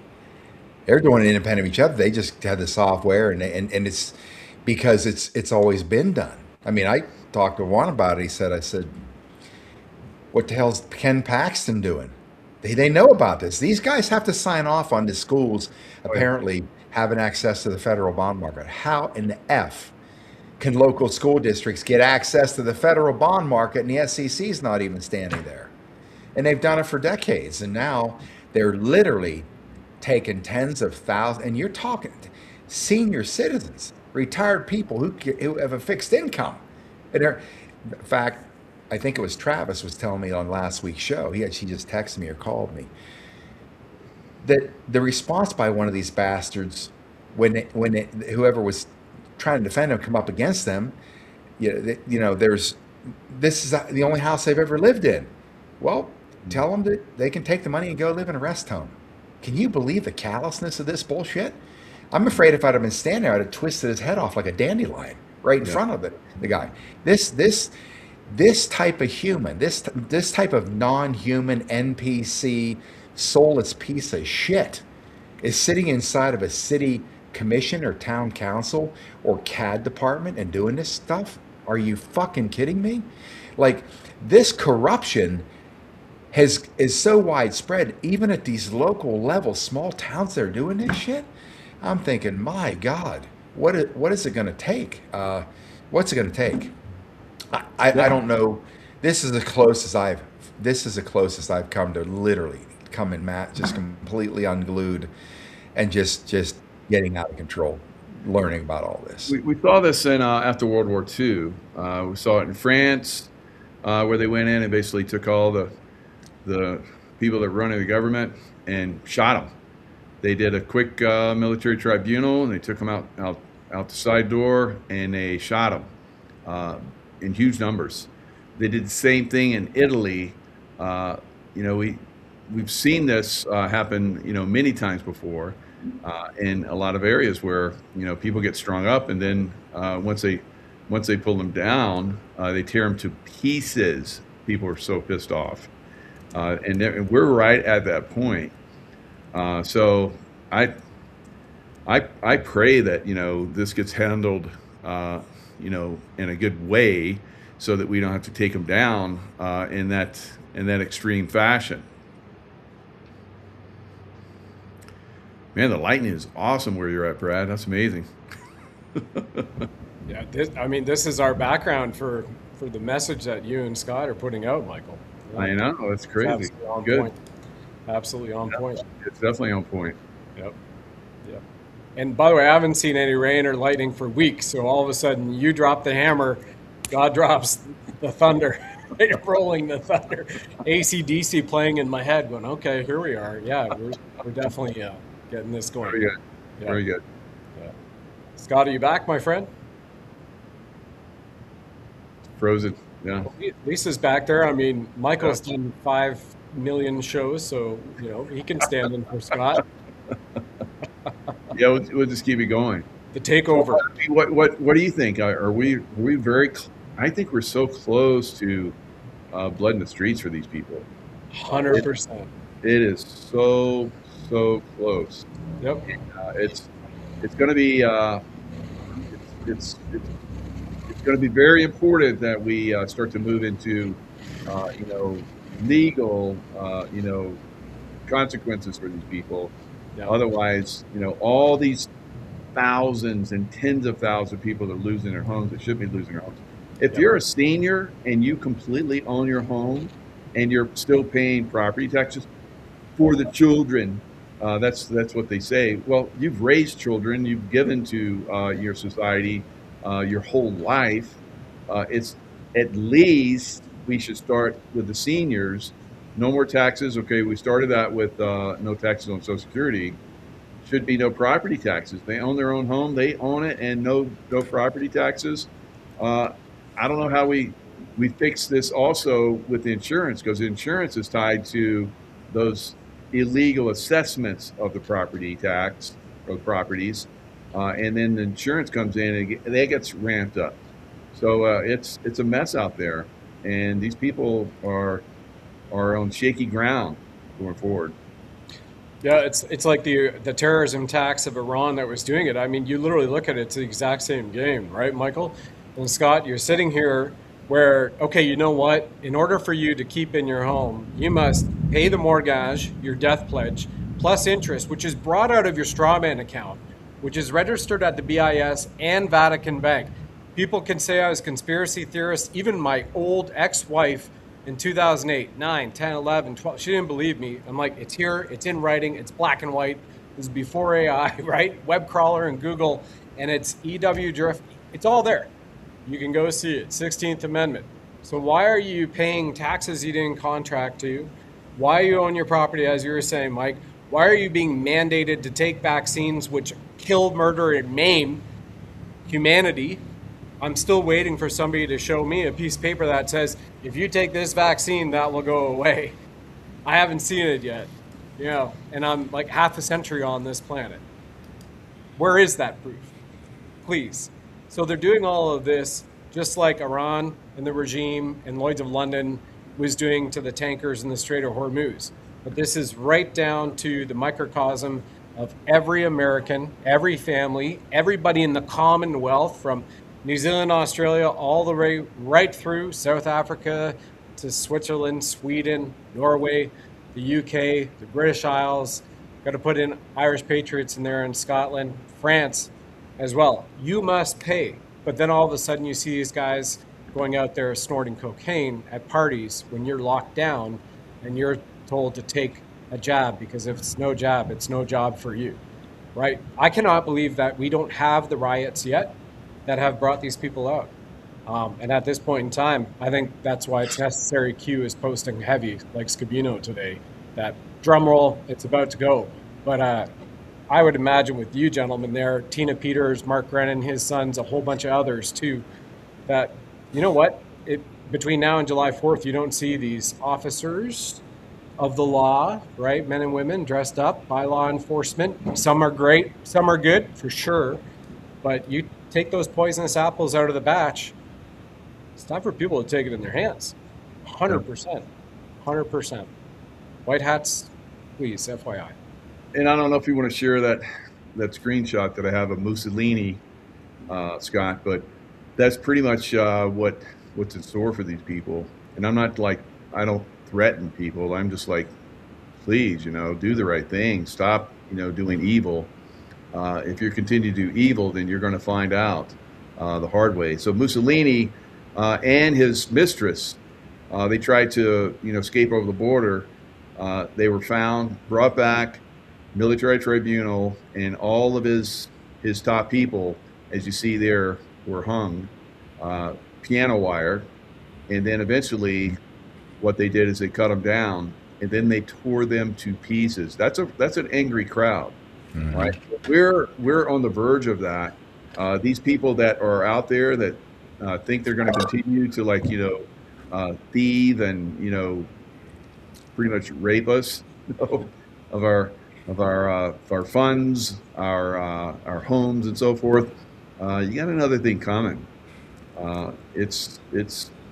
We're right at that cusp, and anyone that gets in the way of us getting that justice is going to probably suffer the same consequences. So it's interesting. These are glorious times. We know we're right on the cusp of a golden age, but we can't have that as long as these people are still in those positions. They have to be removed, either by legal means or by force. Yeah, and certainly, federal and state level, definitely they get the resource to do that. Locally, that removal is going to be us. It's going to be us.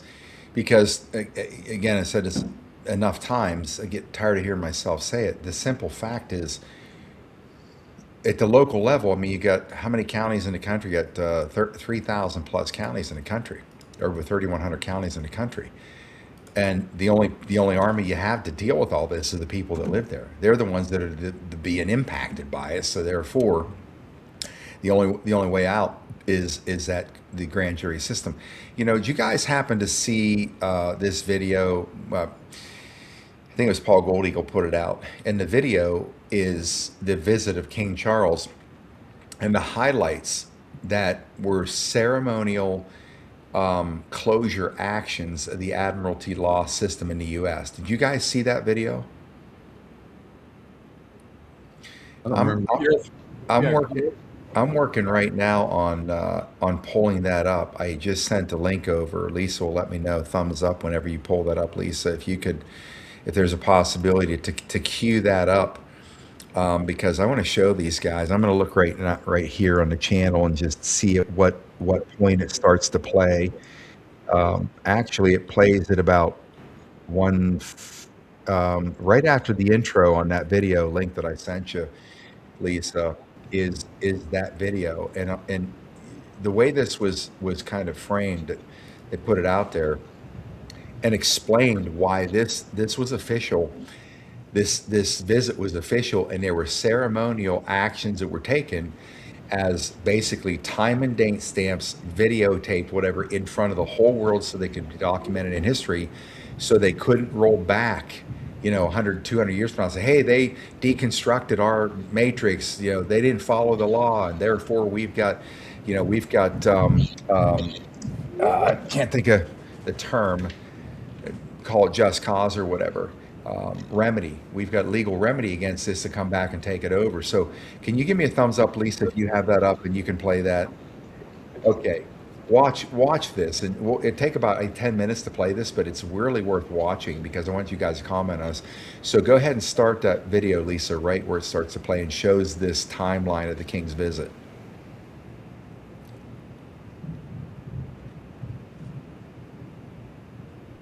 Okay, I don't see it playing in front of me yet, but Just get it lined up. okay.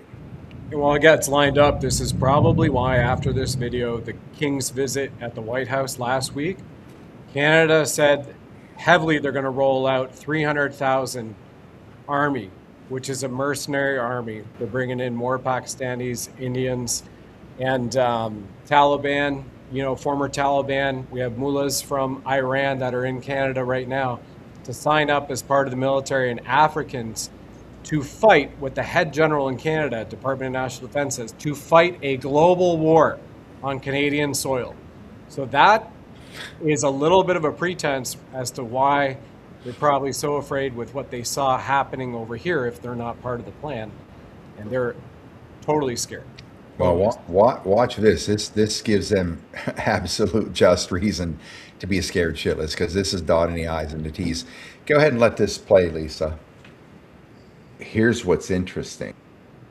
I'll read through this if you guys don't mind. Yeah. Might be too long. Let's but forward yeah, wherever let me you do can let me there do this. to where- See how- okay, go ahead. Let's just go ahead and go through this quickly. So this whole visit, folks, here's what she says it represents.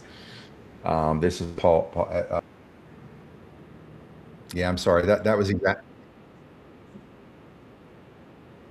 I'm sorry. Go ahead and let the recording play as it is. I forgot I read this. Go ahead.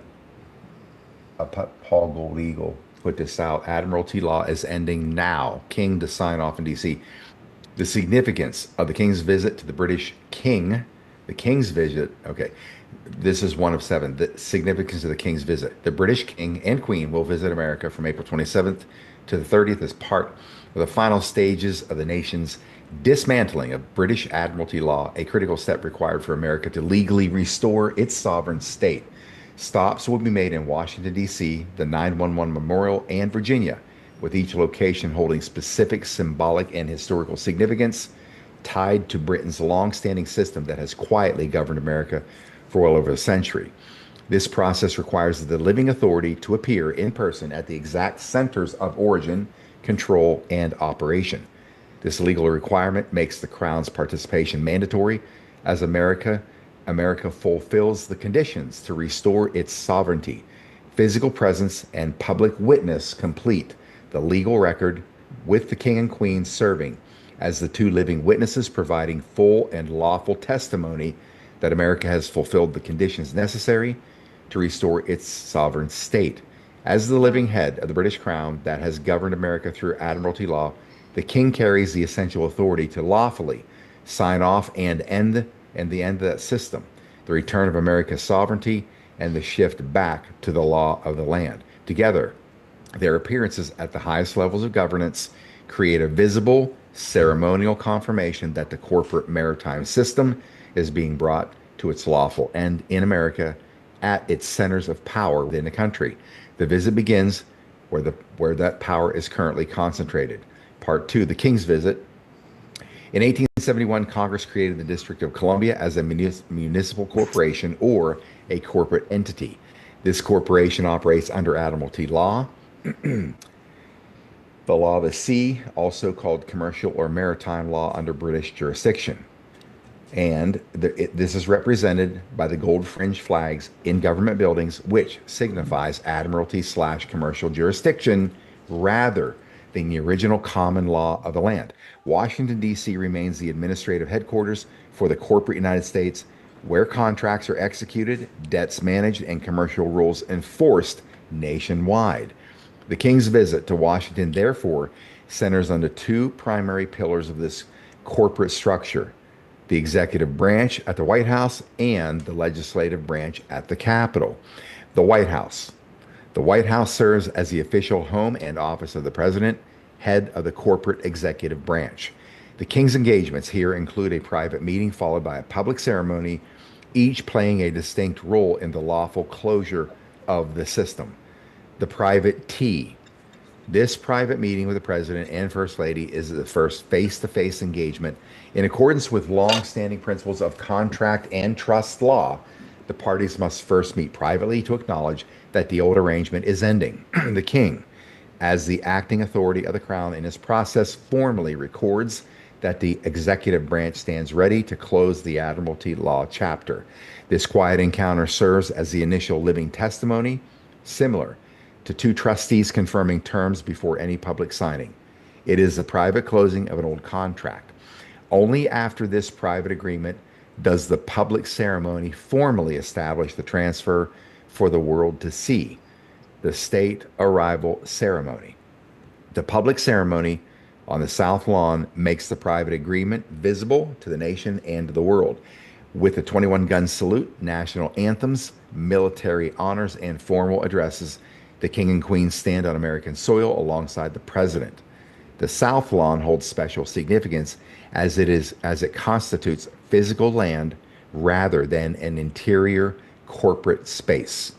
By holding this major ceremony on the lawn, the event symbolically moves the closing of America's admiralty law system from the realm of corporate/maritime jurisdiction onto the sovereign land itself.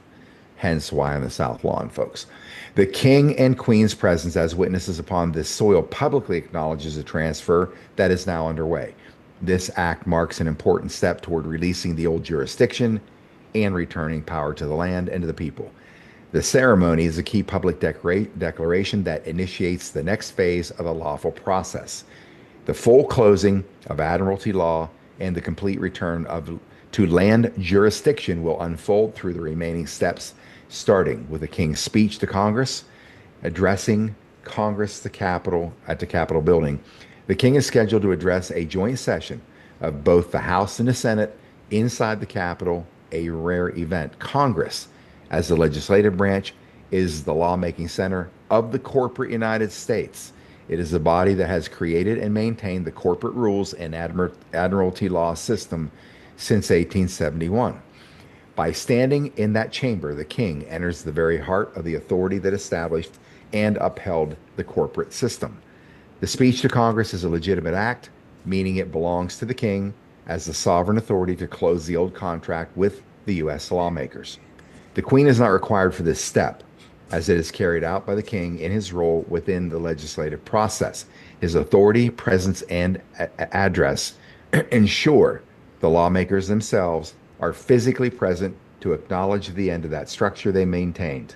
In contract and trust law, the creators and enforcers must be present when the old agreement is dissolved. This also explains why congressional arrests have not occurred prior to this event. Even under arrest, unless officially expelled, members of Congress maintain their position within the body. For the record, to be complete, the full legislative body must physically be present in the chamber. If members were arrested beforehand, they would not be there to witness the ending, leaving the process incomplete. The King's Visit 911 Memorial. To implement a new system, the pillars of the old order have to be removed. The Twin Towers stood as powerful symbols of global trade, finance, and commercial dominance under the maritime system.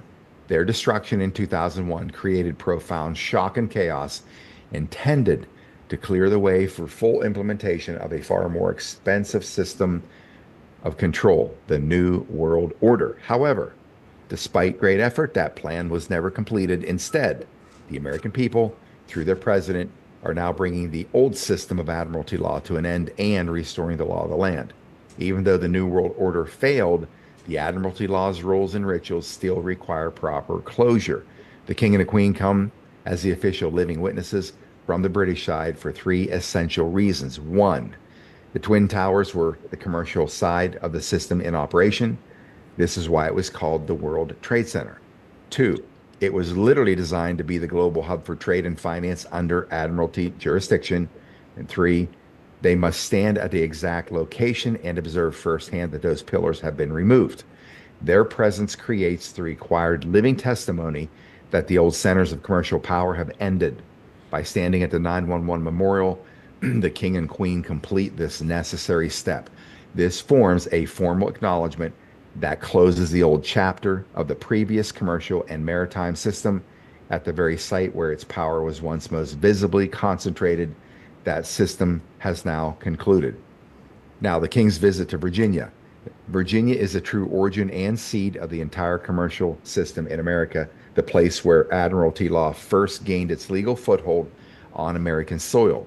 The Virginia Company was created by the King of England as a private business venture to establish a colony. When its charter was later revoked, Virginia became a royal colony under direct control of the English crown. Though the American colonies declared independence in 1776, the underlying corporate structure eventually reemerged, culminating in the formation of the corporate United States after 1871.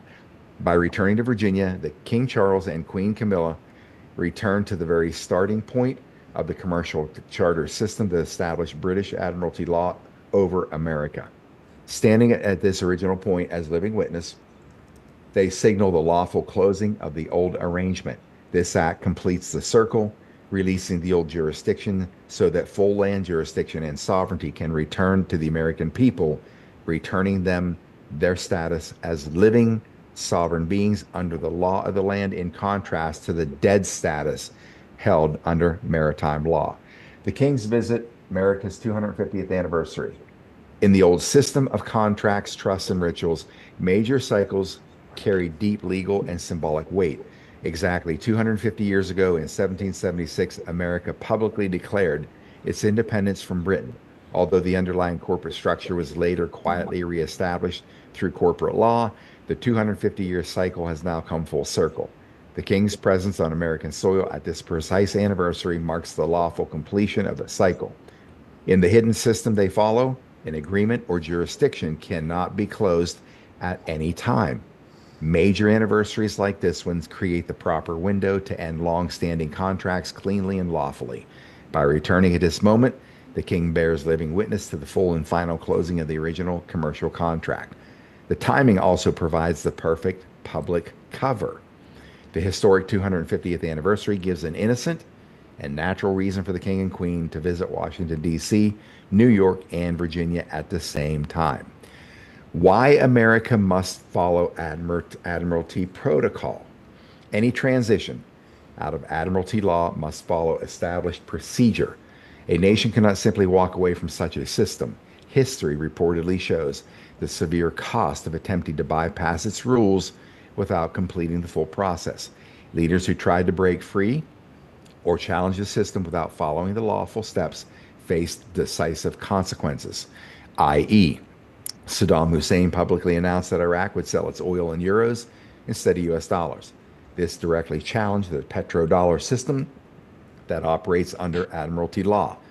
At the time, such a bold move by a major oil producer threatened the stability of dollar dominance. The United States invaded Iraq, and he was removed and executed. I.e., number 2, Muammar Gaddafi tried to launch a gold-backed African dinar to bypass Western banking control. NATO intervened.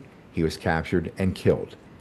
I.e., number 3, Abraham Lincoln issued greenbacks, real U.S. dollars issued directly by the government, interest-free, to fund the civil war outside of private European banking under Admiralty control. He was assassinated. William McKinley strongly supported a gold standard and resisted the creation of a private central bank. In the eyes of the system, this disrupted Admiralty law's financial order, so his removal was seen as a lawful correction. He was assassinated.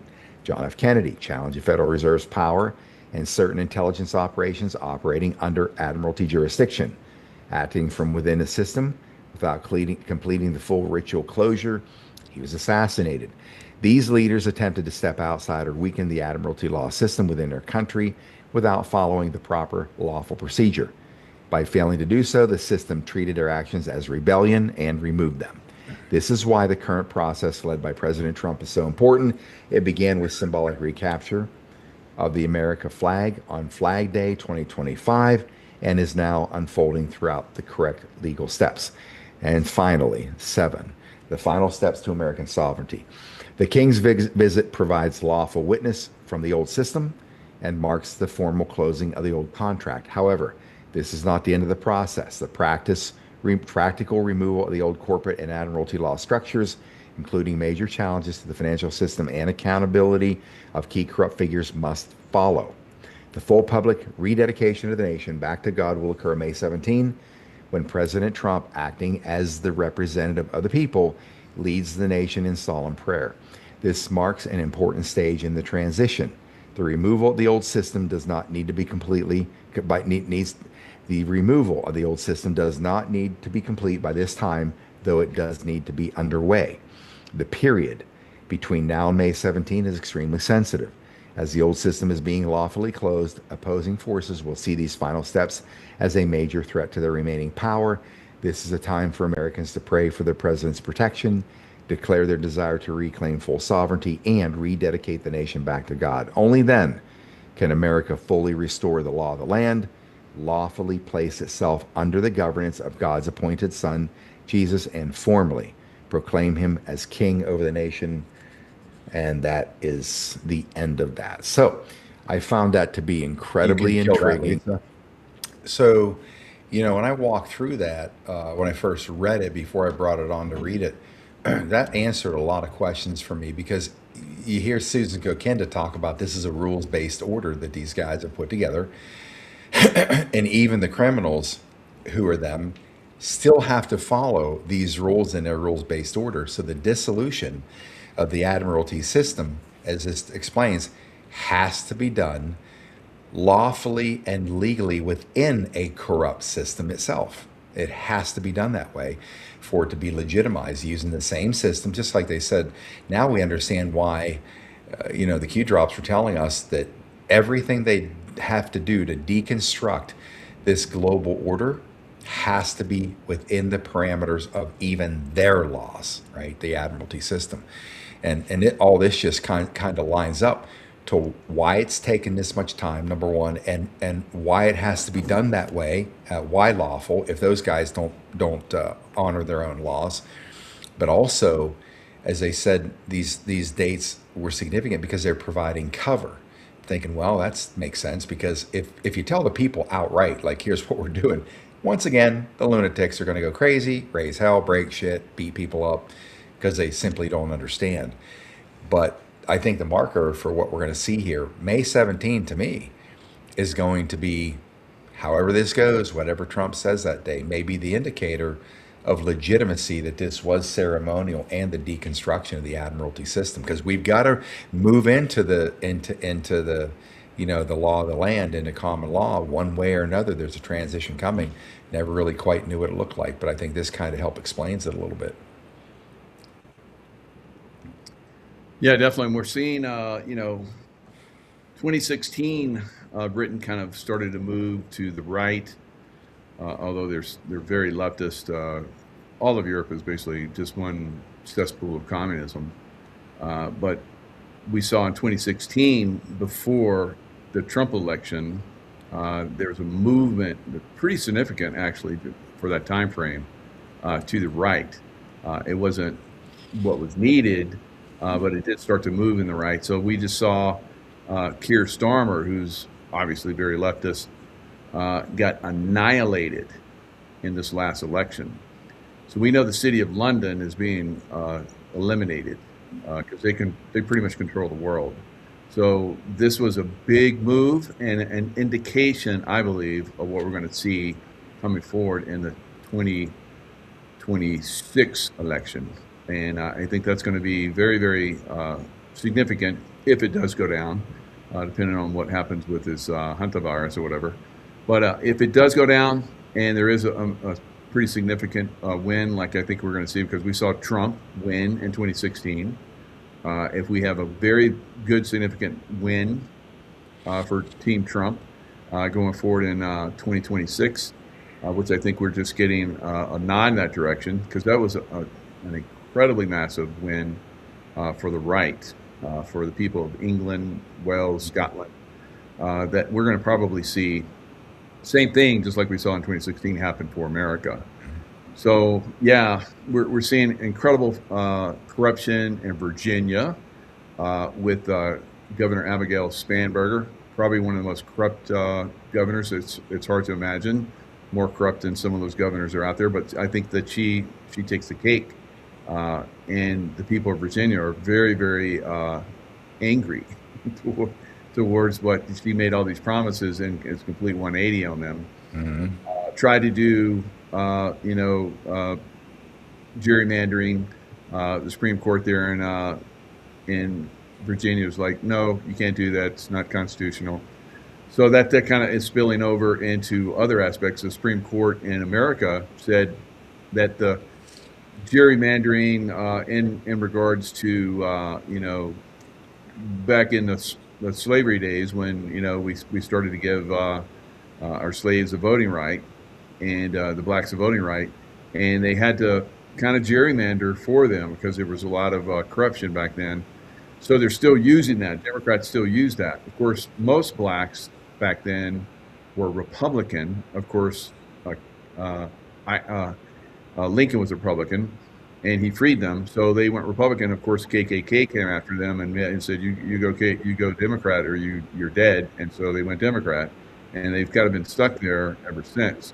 Now we're seeing this gerrymandering in a lot of these states basically being taken away, and more Republicans are going to win going forward. So I think that we're going to see a major turnaround in 2016 and 2026, 10 years later. So it's pretty substantial, what's going on. And the King's visit is kind of like what you're talking about. It's a destruction of that system that's been controlling America for a long time. We never won the Revolutionary War. It still went on. 1812, the Civil War, World War I, World War II. We fought for them. So it's time to cut those ties, and I think we just saw that. Yeah, absolutely. They definitely cutting. When Trump refers to Britain as our former ally, man, there's no starker words you could say. Our former ally. It's like, damn, man, he just puts it right out there. Not tripping over words. He's letting them know it's over, you fucking scumbags. Brad, you got a couple assets, I think, that you put over to the studio house. So a couple things that we're going to pull up that you wanted to talk about. Yeah, thanks, Scott. And this goes right to the crown, right? Because you just had King Charles there at the White House. And here we are looking at the company search results for Canada as a Crown Corporation. Now, Would you do a reveal for us, Lisa, and just click the plus sign where it says company information? Yeah. And maybe one of you can read it out there. Where's the business address? Business address, Canadian Embassy, 501 Pennsylvania Avenue, Northwest Washington. And then it says Canada federal level. That's interesting. Yep. And the chief financial officer of the Canadian Corporation, incorporated in Washington, D.C. since July 1, 1867. July 1, 1867, Dominion Day. For all those in Venezuela right now, brothers and sisters of mine who are awake. Here you are. It's right in front of our face, and it's been there the entire time. And you're traded as chattel, and you're underneath the USA Inc. Corporation we were speaking about, which was an admiralty law, which is now ended. And what's key about this, too, that we're bringing up, and thank you, Lisa, for sharing that. You could pop it off the screen unless you want to keep it up there for a minute. But we're on Ascension Day right now, right? 40 days and 40 nights after April 1st, Christ in the tomb. And we're the day after Mother's Day. It's incredible how all of these spiritual, celestial events are following into it. As Scavino posts the Q drop from 6 years ago, May 11th, drum solo, right? It's happening. Q, Juan grabs that an hour before we came on, shares it out, tells everybody in the world in his X account, hey, it's happening. It's here. We're right at the end of the show. And we're talking about Kevin, not Marsh, Warsh. So thank you very much for that correction earlier on. Warsh. To bring it back to people. And I don't need to do the Sovereign Soul Show anymore. We've got the mic drop here. This is what it's all about, right? Divine natural law, which I've been saying for 4 years, this month, 4 years now. And with thanks to you gentlemen and others as well for getting the show out. But really, everybody, remember sovereignty. There's a difference between country and a sovereign nation. And then, Lisa, if it's possible to throw up those two images, because President Trump, not only does he troll, he also says how it's going to be. By the way, just what you're seeing on the screen here, folks, up in Canada, and what Lisa just showed you as well. All you ones that are resistant, I want to be American, blah, blah. Guess what? It's right there in the record. You may not want to be American, but you're an Americanadian, and you can't do anything about it. You're Americanadians, and you didn't even know it. That's right. Exactly. Right. Because you've been owned by the U.S. Crown Corporation since 1871. Prior to that, you were in D.C., and you're going straight to the city of London, way before our time. Obviously, we came on the scene in the 1800s. So that's where we're going to right now. And it's important for people to realize, too, what just came out. We had the comms of Charles, the White House visit. Trump steps in front of him, greets his own staff in line, which was a brilliant move, which was a nice callback to when he stepped in front of Queen Elizabeth, the Lizard Queen, right, during her the royal review all those years ago in the capitulation tour 2017. And what did we just see 4 days ago? Obama, Barry Soweto, flies to Toronto to meet with Mark Carney, and he has Chrystia Freeland there. Chrystia Freeland, who is George Soros's autobiographer and is likely the grandchild of Adolf Hitler and directly bloodline related to Soros, who was the Minister of Finance or CFO of the Canada Crown Corporation, right? All of those being brought together to show the world where the cabal is centralized and the CCP stronghold, the city of Toronto, that Olivia Chow is the CCP plant that they put in there that took it over from Chris Recaptured. Everybody remembers that. We did that show with Michael a number of years ago. CCP stole the Toronto election.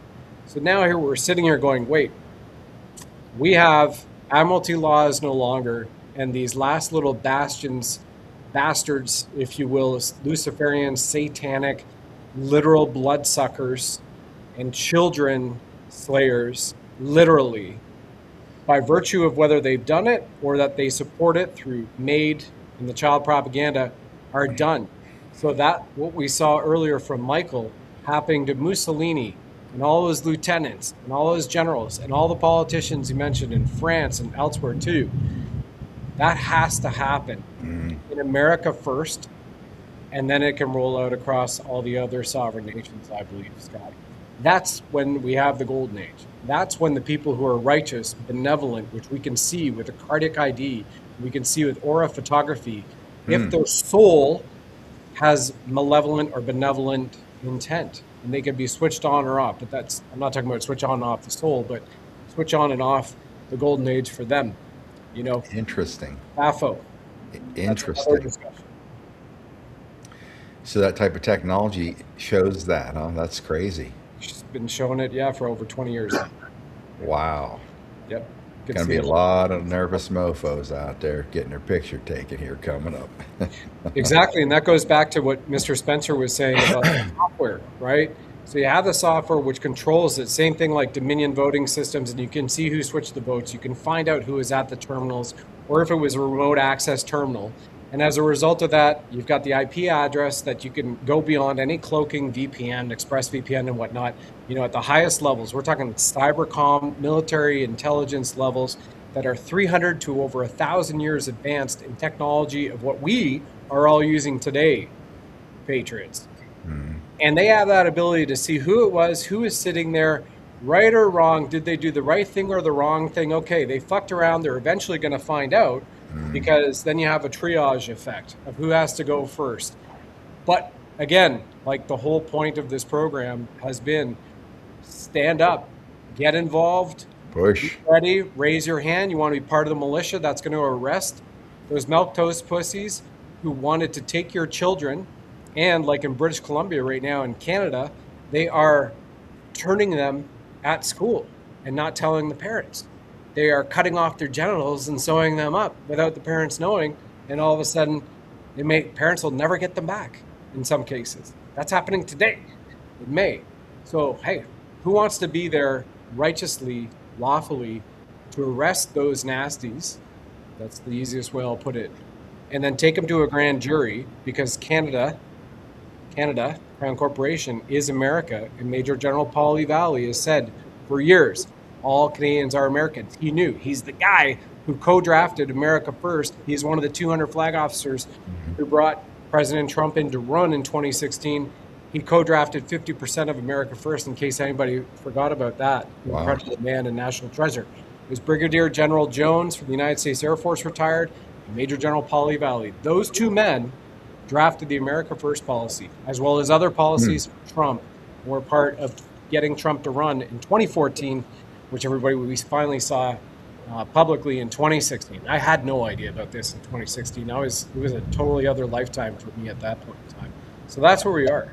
That's where we are. The FAFO. But we need to help the white hats, because there's, in my estimate, and I'll step back from this after this point, my estimate, and I've been saying it for 2 years, there's over 100 million, and I did rough math on this, with probabilities. There's over 100 million crimes against humanity, crimes against children, rapers, molesters, mutilators, okay? Vaccine, genocide, masking, those are crimes against children. Those qualify. If you put a mask on a child, or you required mandates for masks, there's already international precedents in 1946 with Nuremberg that says that masking is an international crime. It's a war crime. There it is, bottom line. So we're going back to that.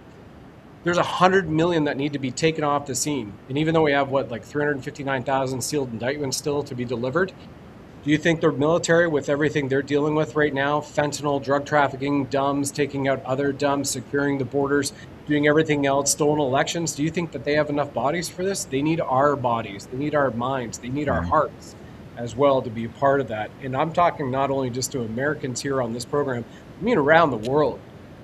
Stand up, say, I'm here. I'm willing to volunteer my time for the ground juries or the militias that need to go out and arrest these mofos and bring them off. The doctors, the administrators, UC Health, right? Everybody remembers UC Health. And this final point, remember in Denver, Colorado, in August of 2020, before the COVID-19 vaccines were federally mandated, they refused a kidney transfer on a 12-year-old girl on a life flight that landed on top of UC Health in Denver, Colorado, unless she had a COVID-19 vaccine. For being raced to the hospital to meet her And as far as I remember that story, the child died. They refused her in 2020 August. That is hastening life or hastening death, and hastening death is a war crime.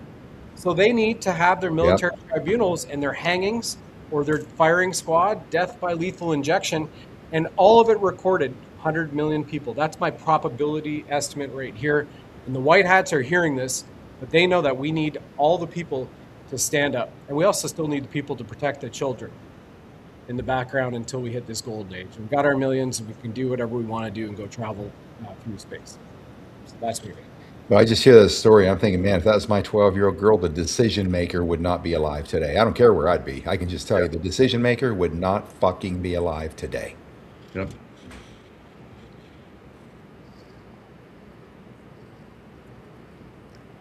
Yeah, my daughter was going to college in LA, and they were, swabbing her every day because she refused the vaccination. Eventually, she succumbed because of all the social programming that goes on in those colleges, and eventually she got the vaccination. She got sick.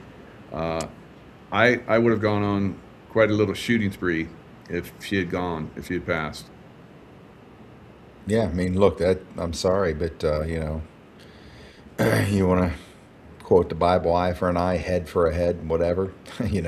Those things need to apply when they need to apply. But I couldn't imagine being a parent and not having a child or watching a child die because of some dipshit idiot, left liberal, traitor to humanity would do that. Yeah, I just. There would be no stopping me, man. There'd be none. I want to do that when it happens to other kids, and they're not even mine. I want to chop their damn heads off. But the good news is that's how we should all feel, Scott. And I know you feel that way, and Michael feels that way. But the audience needs to know that's how you should feel. You should protect children, even if they're not yours, including the sheriffs who consider themselves right or conservative, and they didn't do that. They didn't go in there. They didn't do those arrests. They turn a blind eye to evil. Then you are just as guilty as perpetrating that evil because you are actually lawfully complicit in hastening death. You may not be murder in the first. So you motherfuckers, you are all complicit, and it's life in prison or death. And that's what 100 million people, based on my algorithms of probability, show around the planet need to be taken off scene lawfully, peacefully, but with people, and held to account. And it will be massive, the reckoning, in my opinion.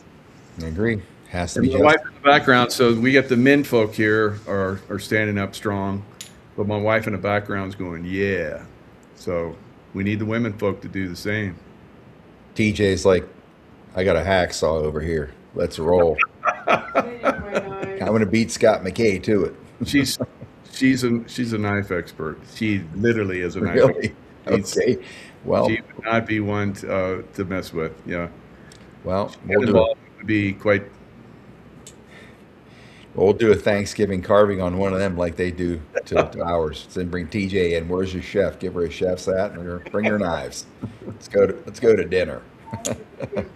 Tomahawks and knives and blunderbusses and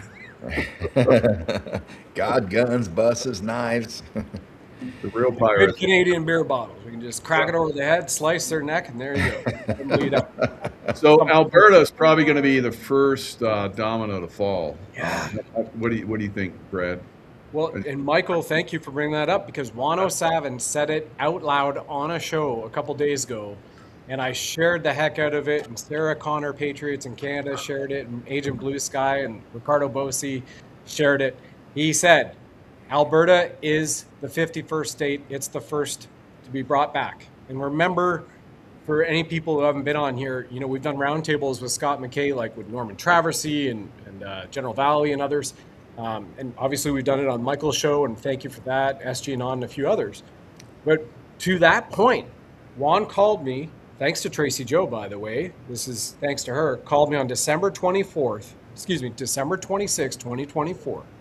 And he said, we're going to welcome Canada back into America, take Australia and New Zealand, and buy Greenland. And that was Boxing Day 2024. And where are we right now, right? Lisa has that beautiful image that shows Greenland. If you're able to post that up there. Well, Juan told me that a year before Trump came out with that other post. I think it's got the 2 in front of it, and shows Greenland is part of America, right? And we all know that.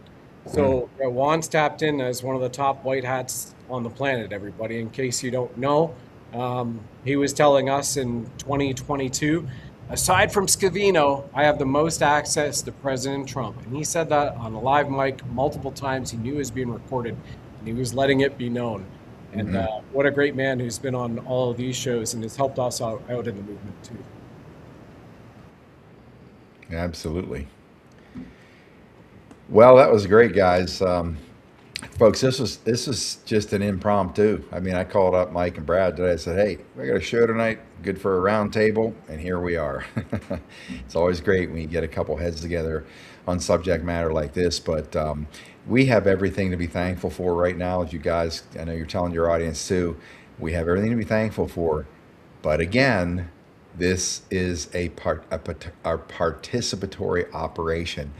If we're going to get this country rebuilt quickly and get on to the life of that we, living the life we should have been living all through our lives, it's going to take some actual work by we the people. And it's not, once people start to engage and you start rebuilding your communities and start doing things in your own areas, the infrastructure to make things better for everybody, I can see that consciousness shift. It's going to go from this, the nature of desire and want and this minimalist living we've always had, and now we can clearly see we're really going to have enjoyable lives. I think that'll it'll lighten so many people to excite them to want to be part of rebuilding, their own lives and how we get to live them so much easier, so much more exciting. All the cool shit we're going to learn. We're going to be like kids sitting in wonder, learning everything like we did when we were little, discovering the world. It's what we adults are going to be like. I think that's going to be the most fun, is watching. It kind of reminds me of the general. My dad, all the years I grew up, he's different than what you folks know, because here's my dad's happy face. Here's his sad face. Here's his laughter. Here's his anger. There was never any emotion on this guy until the end, until we started raising hell, and it lightened his soul, because he got to live like what was his dream. Like, he was so pissed off every day of what they're doing in the country, and he sees like now there's a real battle to take our country back and bring down the scumbags. He was like a little kid, like call me up, and when I talk to him, he's like so excited about learning all this stuff. That's what we're going to be doing. We're going to be learning all the cool shit that they kept from us and all the things we're going to get to do. It's going to be so freaking exciting. I can see us calling the guys up. Hey, is this happening in your area? No shit, it's happening over here too. Look at the stuff we got. I think it's just going to be a lot of fun. It's going to be very exciting. But again, we got a little bit more of a price to pay, folks. Right, Mike? We got a little bit more of a price to pay. We got to get spanked a little bit because we've earned it. Well, I didn't. Mike didn't. You guys did, though. We'll be here with you. Brad didn't. Yeah, so there's rough water still to come. I'm not that worried about it, but I'm pretty sure we got some rough waters to come yet, but we're inching closer and closer to the other side. Very good. Thanks, Scott. Yep. Well, ladies and gentlemen, Brad Wozny, Mike Jaco, and good to have you guys here. Much love on behalf of myself and these two gentlemen, Lisa Tomahawk. I will say for tonight, thanks everybody for coming, including our great guest. That's a wrap. Patriot Street Fighter out.